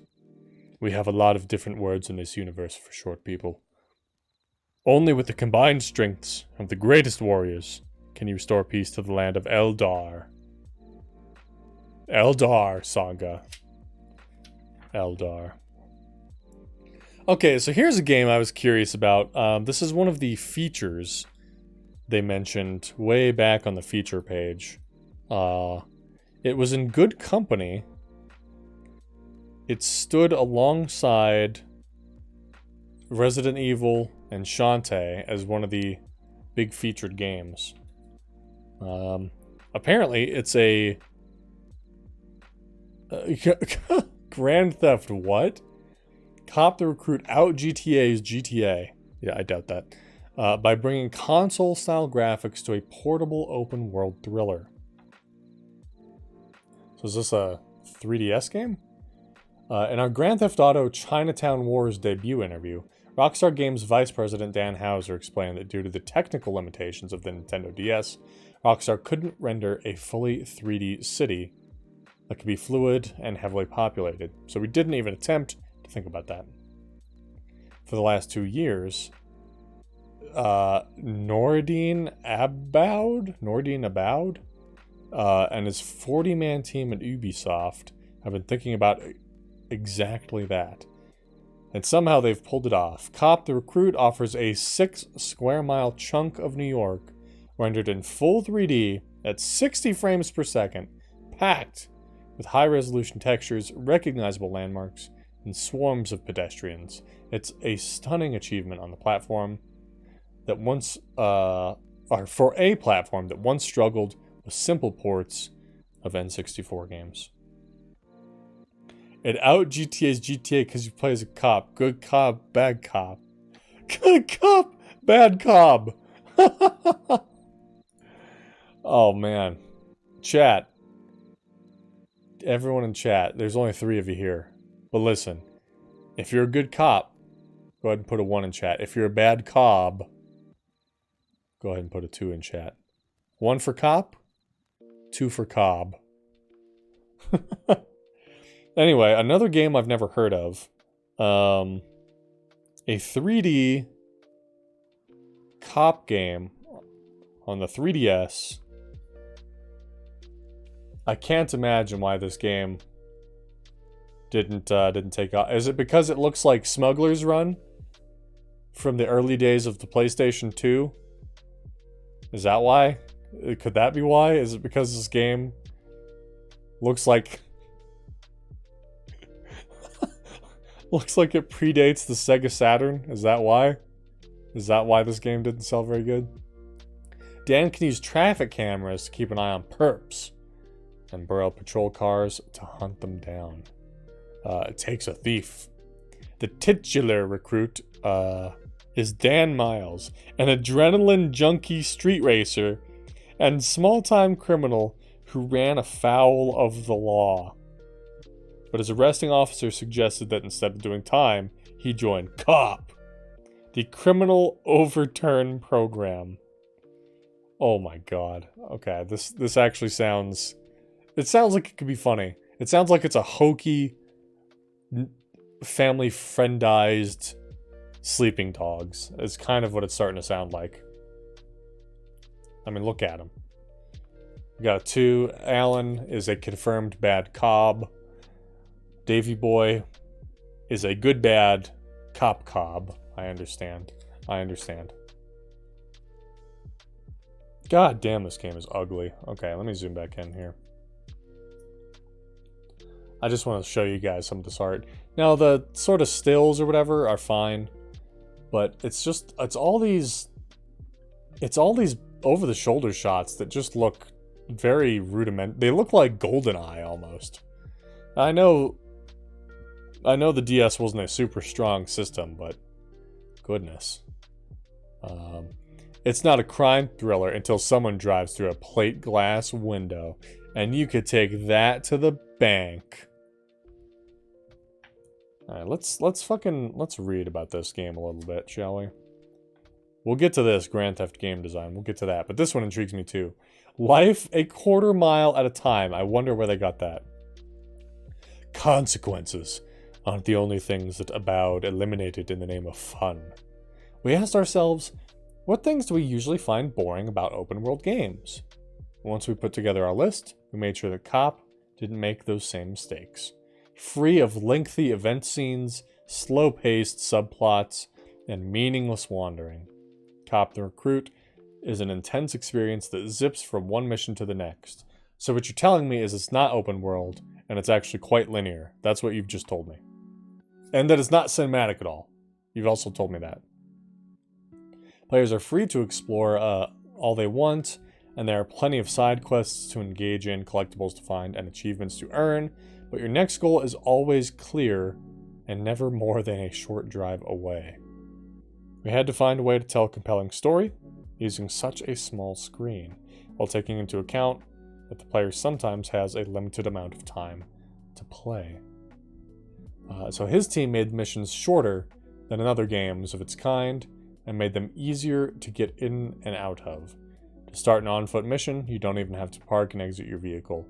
You can just ram it into whatever building you've been sent to visit. Jesus Christ. If you're that pressed for time, you gotta adjust your schedule a little bit. I don't have time for a cup of coffee. I don't have time to stop my car and get out and cop the recruit from my Nintendo DS so that I can start my on-foot mission. We used 2D cinematics for more engaging non-playable moments, and rewrote the script to hone in on the essence of the story. At the moment, the game's breakneck pacing can be a little bit disorienting, since the game has unique control schemes for every one of its game modes. Oh boy, here we go. For example, you use the Y, B, and A buttons to run and control the camera while you're exploring on foot. But as soon as you draw your gun, the game switches to a stylus-only control scheme. Hop into a car and you're back to buttons, which now have different functions entirely. That sounds awfully cumbersome. I haven't played the game, but boy oh boy, it sounds awfully cumbersome. Grand Theft game design? Comparisons to Grand Theft Auto are inevitable, and About doesn't shy away from them. Looked at other games like GTA, Chinatown Wars, which, by the way, I've been considering doing a video on the forgotten GTA games, which are GTA Advance, GTA Liberty City Stories, Vice City Stories, and Chinatown Wars. Chinatown Wars is often regarded as one of the best Grand Theft Auto games they made. So, I like how they constantly fucking shit on that game in this article. Anyway, after analyzing what these other games have done, we really aimed to push the envelope with Cop. So they're basically saying it's GTA without being GTA. Okay. And we have the official rules for the My Sims Agent Sweepstakes, which, need I remind you, is all the way back. It's within the first few pages, I'm pretty... Yeah. It is the... Let's see. It's like the 6th page. The My Sims Agent Sweepstakes. And all the way back here, we get this. The official rules.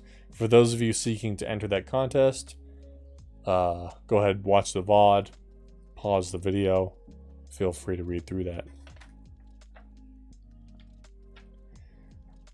We have a big spread for Akihiro Hino here, who we actually already talked to during the Shantae spread. Let's see, where's that at? It's before Bonk. Where's he at? Or no, it was before that even. It was something to do with level 5 games. Yeah, here we go, inside the box. We're going to talk to him a little bit about level 5 in general, but here's a big feature on him. Drafting up my submission right now. Perfect. Let's see. He's a lead programmer on Overblood. Lead designer and producer on Dark Cloud. I had no idea. I've heard very good things about Dark Cloud. Not so much good things about the second game, but I have been wanting to play the first game. He was the director of Dragon Quest VIII, Journey of the Cursed King, which even I, as someone who won't touch those games, knows as well regarded. Lead designer, producer, and director of Rogue Galaxy. Quite the, what is this? It's loose. A savings voucher for Nintendo Power. I hope this is still good. Professor Layton and the Curious Village, lead designer and producer. Diabolical Box, lead designer and producer. Dragon Quest IX, producer. What a man. What a man. What's that smell, gamers? It's the gamers. Because they refuse to put on deodorant or shower before they go to their tournaments. Oh, now we're talking. I'm going to have to send this ad to my friend Susie. She could throw together a look like this. This is what I'm talking about right here. The ocarina craze. You found the ocarina. Sweet potato ocarina. Extended range sweet potato. Extended range sweet potato XL. You got the Majora's Mask ocarina, which is literally just a rounded clay ocarina with a quarter machine sticker slapped on it. You got the eagle bone flute. You got the silk carrying case. A must-have for any ocarina fan. You've got extra ocarina songbooks. You've got the Legend of Zelda songbook. My goodness. Over there it's Songbird Bear Ocarinas. I thought that was a bee. I thought this said bear. I thought this said Barinas. Over there at Songbird Ocarinas, they definitely know what they're doing. As you can see. Anyway. Reg? Welcome in, bud. How are you? GoldenEye 007. Is this a rewind segment? I do love GoldenEye. It's still fun. I don't care what people say. Did it age poorly? Most games age poorly. You'd be hard pressed to find a game that doesn't eventually age poorly. But GoldenEye is still fun as heck to play. First-person shooters are ubiquitous on modern game consoles, but 12 years ago, the genre was mostly relegated to the PC. That began to change when Nintendo released the wildly popular GoldenEye 007 for the Nintendo 64. When gamers first popped the game into their systems, they were treated to the classic James Bond theme, playing over the traditional 007 shooting a gun barrel intro. Shooting through a gun barrel intro. Was there no way to write that otherwise? Anyway, letting you know that this was the real deal. The game recreated and expanded on the plot of the 1995 film of the same name. But it wasn't content to be a simple shooter. Instead, it provided a secret agent feel by introducing stealth elements and mission objectives to the gameplay. Players were rewarded for slipping through stages without alerting the enemy to their presence. On higher difficulty levels, the enemies weren't simply tougher, but more goals needed to be accomplished to clear the stage. Blah, blah, blah. Here we go. As good as the single player was, what made GoldenEye so popular for so long was the fantastic multiplayer mode. Up to 4 people could compete in 5 different types of matches. Mixed in amongst the classic deathmatch and capture the flag games, Man with the Golden Gun match had players competing for control of the iconic weapon, which could take down opponents with one shot. Sure, the matches had to be played via split screen, but the action was so fun and the maps were so well designed that we didn't mind squinting to see our portion of the game. Advancements in the first-person shooter genre have made GoldenEye seem fairly dated nowadays, but its place in history can't be denied. The game's fantastic design makes it still worth playing every once in a while. I agree with that. I generally agree. GoldenEye is a wonderful game to revisit from time to time. Not the shitty remake, not the shitty sequel. Good old 64 edition GoldenEye. That's where it's at. The Nintendo Power 2010 calendar comes with stickers, an entire calendar, plus some posters on sale now. Your quest for the best wall calendar is over, chat. It's over. The journey's end is here. You're finally at the precipice. I know it's been a long, tiring journey. I know it's worn you down.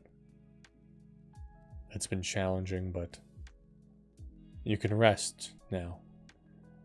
Because Nintendo Power made a 2010 calendar. And everything's going to be okay. Alright, so we got some in-depth reviews here. Looks like Boy and His Blob, Scribblenauts, Dead Space Extraction? I don't know what that is. Is that some like spin-off game? Like a stripped-down version they put on the Wii or something? I don't know what that is. I thought it was just Dead Space 1, 2, and 3. Okay, here's that big review for Kingdom Hearts. What is it, chat? Remember, we discussed this earlier. What do we say, chat? How do we pronounce the title of this Kingdom Hearts game? How do we do it? Likely a rabbit? 400 bits. Thank you so much. Love you, baby cakes. No, you! No, you. No, you.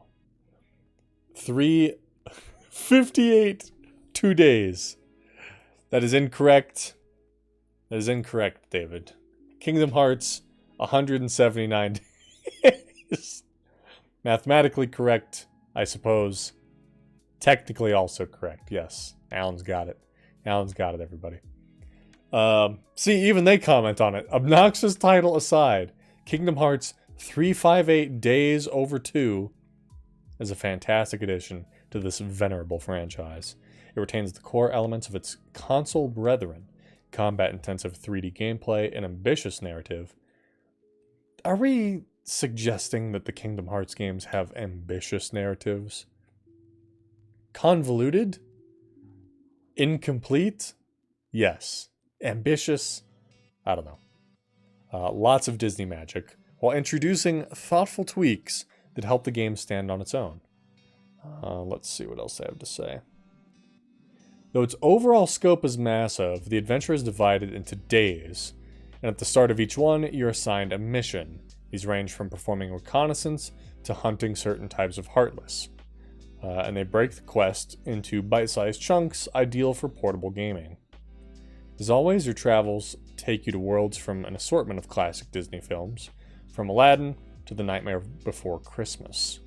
Presentation upholds the series' tradition, with hardware-defining visuals, stunning CG scenes, and a moving soundtrack.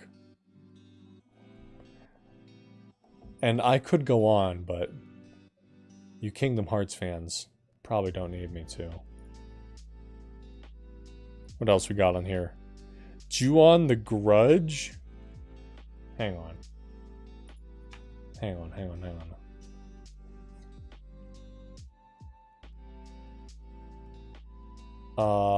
Is this actually a Grudge-themed game?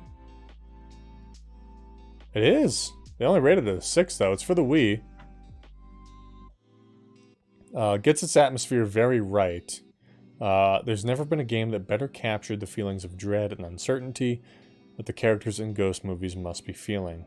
It breaks from gaming conventions in various ways, most notable thing being that the gameplay involves you in scary locations with nothing but a flashlight. Okay, well, that's not really... Okay, anyway. Spyborgs? It's just a metal man mash 'em up, I guess. I don't know. Alright, finally, we get to the cover story. Good but no gold. Guys, you put this game on the fucking cover. You put this game on the fucking cover, dude. And you're gonna go ahead and say good but no gold and you put it on the damn cover? Man. Alright, let's read about it. They gave it a 7. So, if you idle for too long, What's-Her-Face shows up behind you and kills you. Ooh, interesting. So you can't take your time. Alright. Let's see.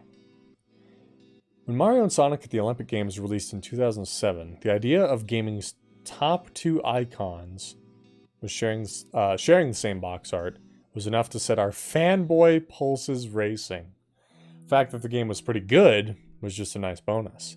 After 2 years and countless cathartic plumber hedgehog showdowns in Smash Bros. Brawl, we expect more from the sequel. Blah blah blah. Game is handicapped straight away for being based on the Winter Games. Listen, the Winter Games are fun, okay? Winter Olympics are fun to watch. If you don't like the Winter Olympics, it's because you never sat down to actually give them some time. I will just say that. That might sound like unfair criticism. Yes, it does. And I don't mean to put down sports like speed skating, bobsleigh, and curling, but I've never seen most winter events translated into a super fun video game. When's the last time you saw people running track translated into a super fun video game? When's the last time you played a really, really good javelin throwing video game? Yeah, shut up. Who wrote this? Who wrote this? Chris SL? Why don't you cork it, my guy? Anyway. Let's see. I'm trying to pick up from somewhere else here. Mario and Sonic does as good a job as any title ever has. When played one after the other in quick snack-sized sessions, the events are fun enough. But for me, and I suspect most people, summer sport... Okay, still going on about summer sports. Conversely, while playing through the main career-type mode of Olympic Winter Games, it seems like you're either skiing or skating most of the time, both of which play similarly. Sega must have recognized this problem because the game, thankfully, adds on 12 dream events. The dream events are always fun.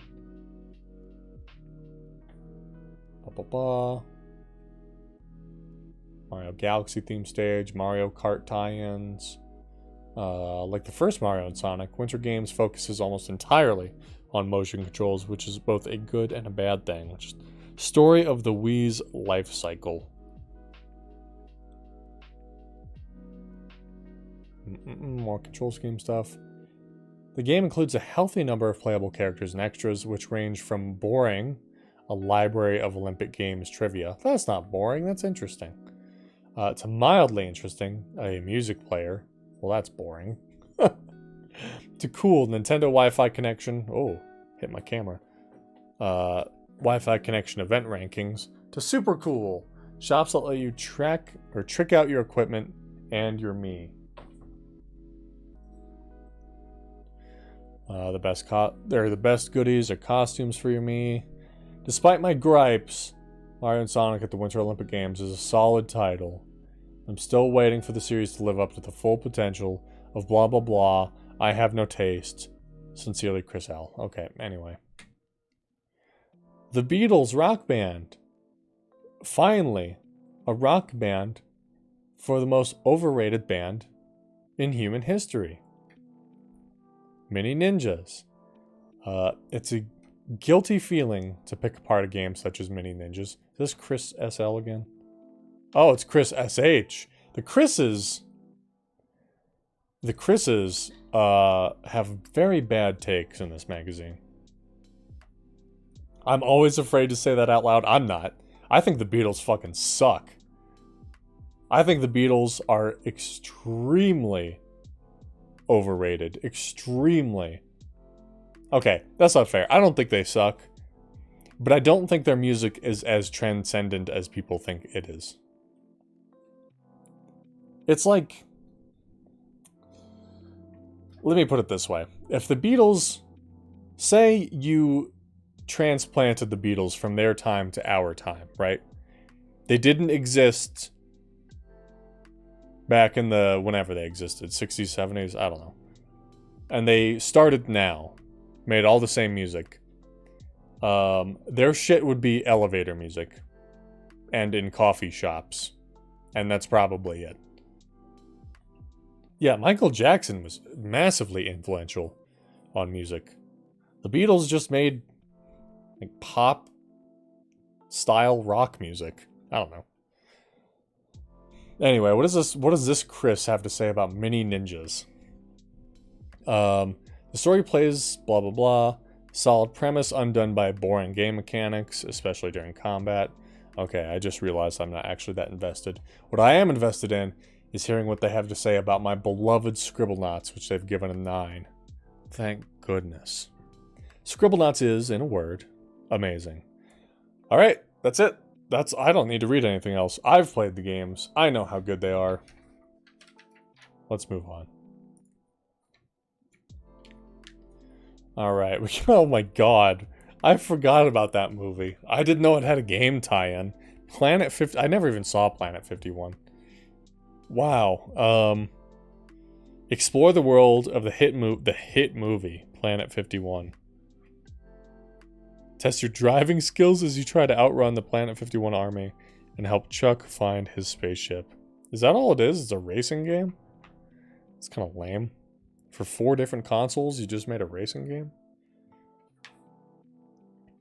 Backup Brawl. Looks like they talk about that Ninja Turtles thing we saw a bunch of ads for. Oh, okay. Sorry about that. Anyway, 2K stream. Right, Katie? Katie promised, I'm pretty sure. So, I'm not even going to worry about it. So, Dead Space Extraction for the Wii. I'm not familiar with this game. Stranding players on a deserted starship, last year's Dead Space for the PS3 and Xbox 360 offered a unique take on the survival horror genre and earned rave reviews for its high level of polish and its deeply unsettling ambiance. Those same qualities carry over to this Wii exclusive prequel. I have no idea about this.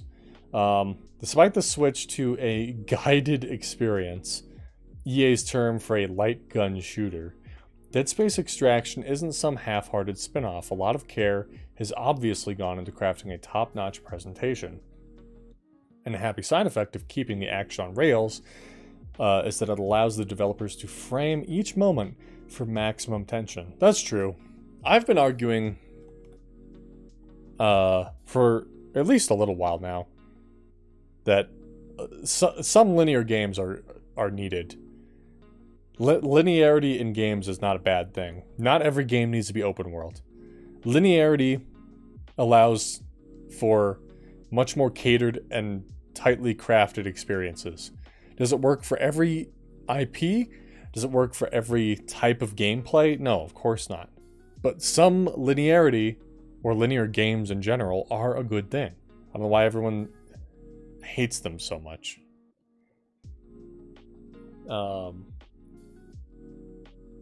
Let's see.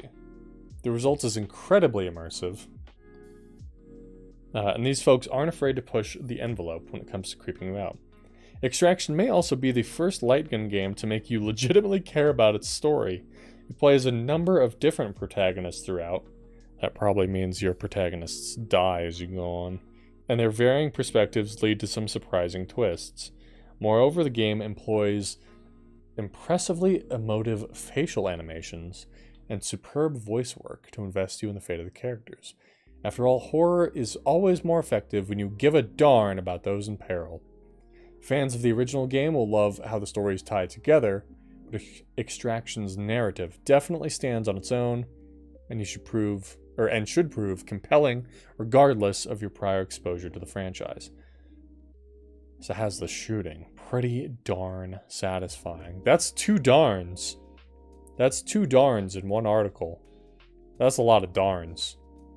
Do they have... are magazines rated? Is this rated AO for adults only magazine? That's a lot of darns. Anyway, sounds like they enjoyed it. That's pretty cool. 2K, we'll pick that back up. Katie. Heroes Saga, Something Tactics. Not familiar with that game. And here's a big page on A Boy and His Blob, which they've given an 8.5. But it looks like, unfortunately, it's one of the Chris's writing. So, I don't know if I can take him at face value here, but let's see what they have to say. The first word that comes to mind when you play A Boy and His Blob is beautiful. I thought it'd be blob. The game looks absolutely stunning. The rich, hand-drawn 2D graphics are extraordinarily detailed.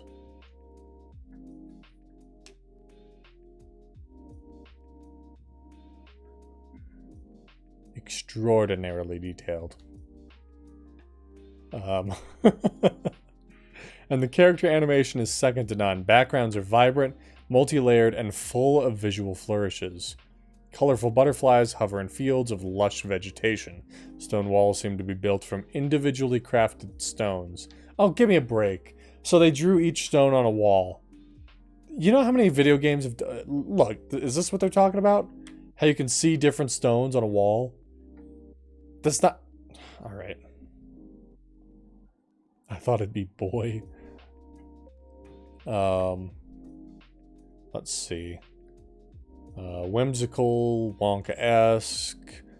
This dude seems to be creaming his jeans for only giving it an 8.5. The second word a boy and his blob evokes is refreshing. Again, figured it would be boy and or blob. Despite being based on a classic NES title, this Wii update feels unlike anything else released in the last 20 years. God damn, they loved this game. Holy fuck, dude. Oh my god. Another word that comes to mind. Challenging. I think I've had about enough of this review. That's why I don't read reviews from game journalists anymore. How not to build a hero. Spore hero. Remember Spore? Remember when Spore was going to be the next big thing? Like, for real? Everyone was like, Spore, that's the game changer. It's going to change games. The DNA of every game moving forward from this point in time will have Spore in it. Like, oh my god, people were losing their minds over Spore. It was so overhyped. And then it came out, and first of all, you had to get the right edition because there was the Spore Creature Creator, which you could just buy by itself that you would think was the full game, but it wasn't. And then, if you did get the full version, you just ran around and you would kill a tribe of things that looked like you, and then you'd sit on their nest, and then you'd add an arm to your guy or whatever, and you would just keep doing that, and then the game would eventually end. It was so lame and disappointing. Let's see what they have to say about Hero here. Gave it a 7.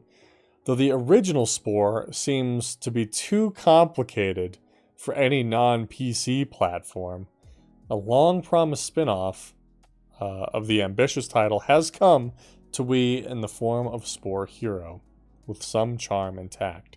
The campaign revolves around a red comet and a blue comet landing on a strange planet. The red one is out to control the googly-eyed inhabitants, while the blue one hatches the player character to stop it. You make the hero with a slightly trimmed version of the elaborate Spore Creature Creator, and the slow reveal of new parts gained during play helps you get used to continually changing your creature. Works like a standard adventure game. You search for items, help with side quests, reach new areas. Let's see. Oh, okay, that's cool. To do certain things, you have to put certain parts on your creature. I guess that's kind of cool. What the one weak link is the combat, which happens in a separate arena and is frequent enough to be frustrating.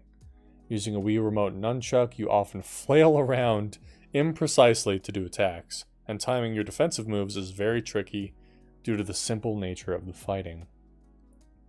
Some inoffensive minigames add flavor and the chance to battle another player and their monster in a separate game mode.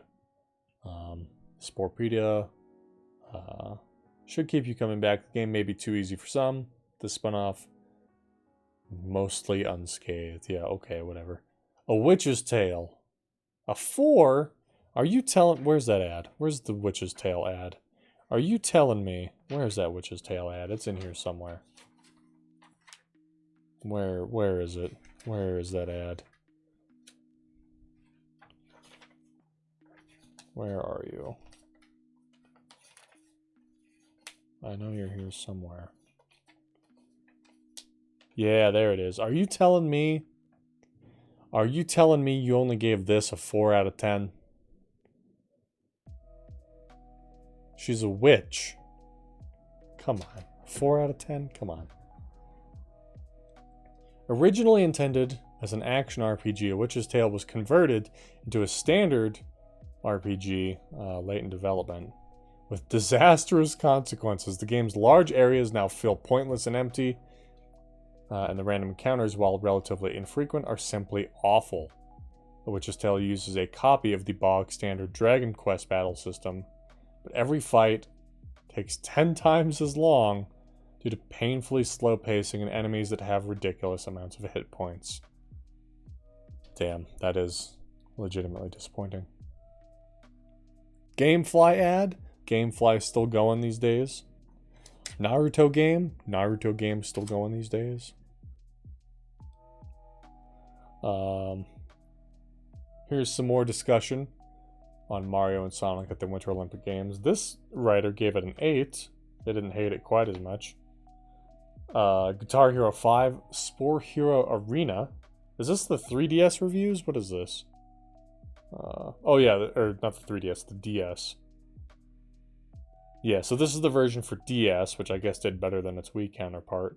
Spore Hero Arena is Spore Hero, but for DS, it only got a 5. Tornado Outbreak? I should get this and play it with Emily. Pretty shameless knockoff of Katamari Damacy. Ooh, interesting. Like Katamari, your goal in Tornado Outbreak is to grow in size by absorbing objects. You start each level by absorbing... Okay, so it's Donut County, basically. I don't remember people saying Donut County was a shameless knockoff. People praise Donut County, even though it's the exact same thing. Man. Family fun. Football. Strips down. Very basic controls. Yeah, it's football for families. Now we're talking the My Sims Agents review. Now remember, there's a contest where we could win a copy of this. So let's see. Combine the My Sims series with elements from old school point-and-click adventure games, and you get My Sims Agents. As an agent of the Sims Protection Agency, you solve a variety of cases, compelling for the most part. Looking for clues, collecting pieces of evidence. I'm sure it's no Arkham City, that's for sure. Along the way, you do some platforming and play some mini-games. Sadly, the sense of enjoyment tapers off in the second half of the journey. The main problem is that you end up doing a lot of the same stuff over and over again. Characters themselves are charming and memorable. Okay, gotcha. Pretty bog standard. Bedeviled. Might and Magic Clash of Heroes, which got an 8.5. Mini Ninjas again got a 7.5 for the Wii version. Interesting, interesting. Looks like some discussion on other games coming out this month. Scooby-Doo First Fright. Star Wars The Clone Wars Republic Heroes.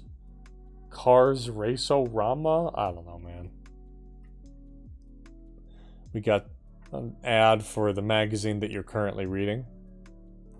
Featuring its own covers, Indiana Jones, Red Steel 2. Never played Red Steel 2. Here's a review archive where they just sort of list out games, the scores, the platforms, stuff like that. For people who are into that sort of thing. For people who made their decisions based on one magazine's number rating. Although they do talk about a few interesting things here. Professor Layton in the Diabolical Box. Let's see. Well, I haven't finished Diabolical Box yet. It's hard to read for some reason. Some of the puzzles are pretty darn tricky. I've enjoyed what I've played so far. The game has everything I liked about Layton's first adventure, only more of it. The Prime Trilogy. When it was announced that Samus was going first person, everyone scoffed. But Retro Studios did our girl proud with this incredible trilogy now assembled on a Wii disc. Great stuff. New play Donkey Kong Jungle Beat. I don't think we need to read about Donkey Kong Jungle Beat. I don't think we do. I don't think we need to read about that. Let's see. Community hungry for more. His own version of WiiWare title Major League Eating the Game. Okay, so it's just artwork. Game Boy traffic jams? It's hard to imagine anyone truly enjoying a lengthy commute to and from work. But two former Nintendo of America employees and Nintendo Power alumni have found a very cool way to pass the time. The rhythmic ebb and flow of that traffic combined with the melodic beeps of an original Game Boy are a source of musical inspiration. Composes 8-bit beats. Interesting. That is a long story about someone who makes Game Boy music.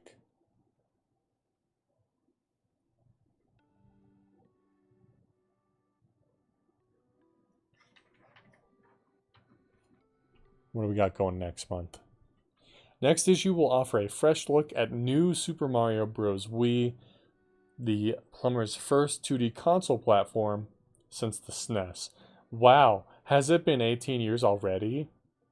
Expect an in-depth, hands-on report on the season's biggest game. That is, if we can put the controllers down long enough to write it. No guarantees. Ha ha ha. Ha ha ha.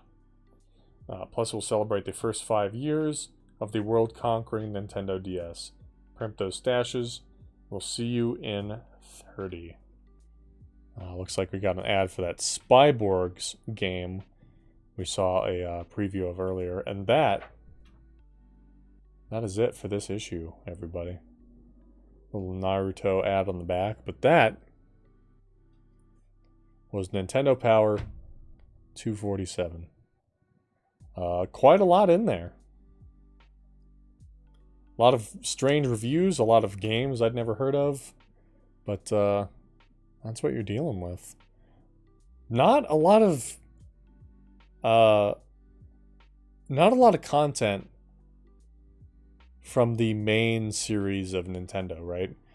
Didn't see any Kirby stuff, didn't see any Zelda stuff, didn't really see any Mario stuff, didn't see any Metroid stuff, except that little tiny blurb at the end talking about the Prime trilogy. So kind of a strange Nintendo Power. They were definitely trying to fill the space, but I enjoyed it all the same. So yeah, thanks for being here, guys, and I think that's probably gonna do it for me. But everybody, you have a good night. Stay crisp, and I will see you next time. I don't know which magazine I'm gonna do next time. I'm trying to decide. Let me show you. Maybe you can help me decide. I'm trying to decide between this Xbox revealed EGM or this big fucking ugly Crash Bandicoot EGM. So you guys got to help me decide on that one for the next magazine stream. I'm sort of leaning towards the Xbox revealed one. I'm not sure. But goddamn, look at this guy. Look at him. Actual in-game model. Plus, Conker's Bad Fur Day, full page review. So we'll see. We'll see what we pick next week. But for now, that's all I got for you guys. He's a beaut. Allie, welcome. Perfect timing. So anyway, good night, everybody.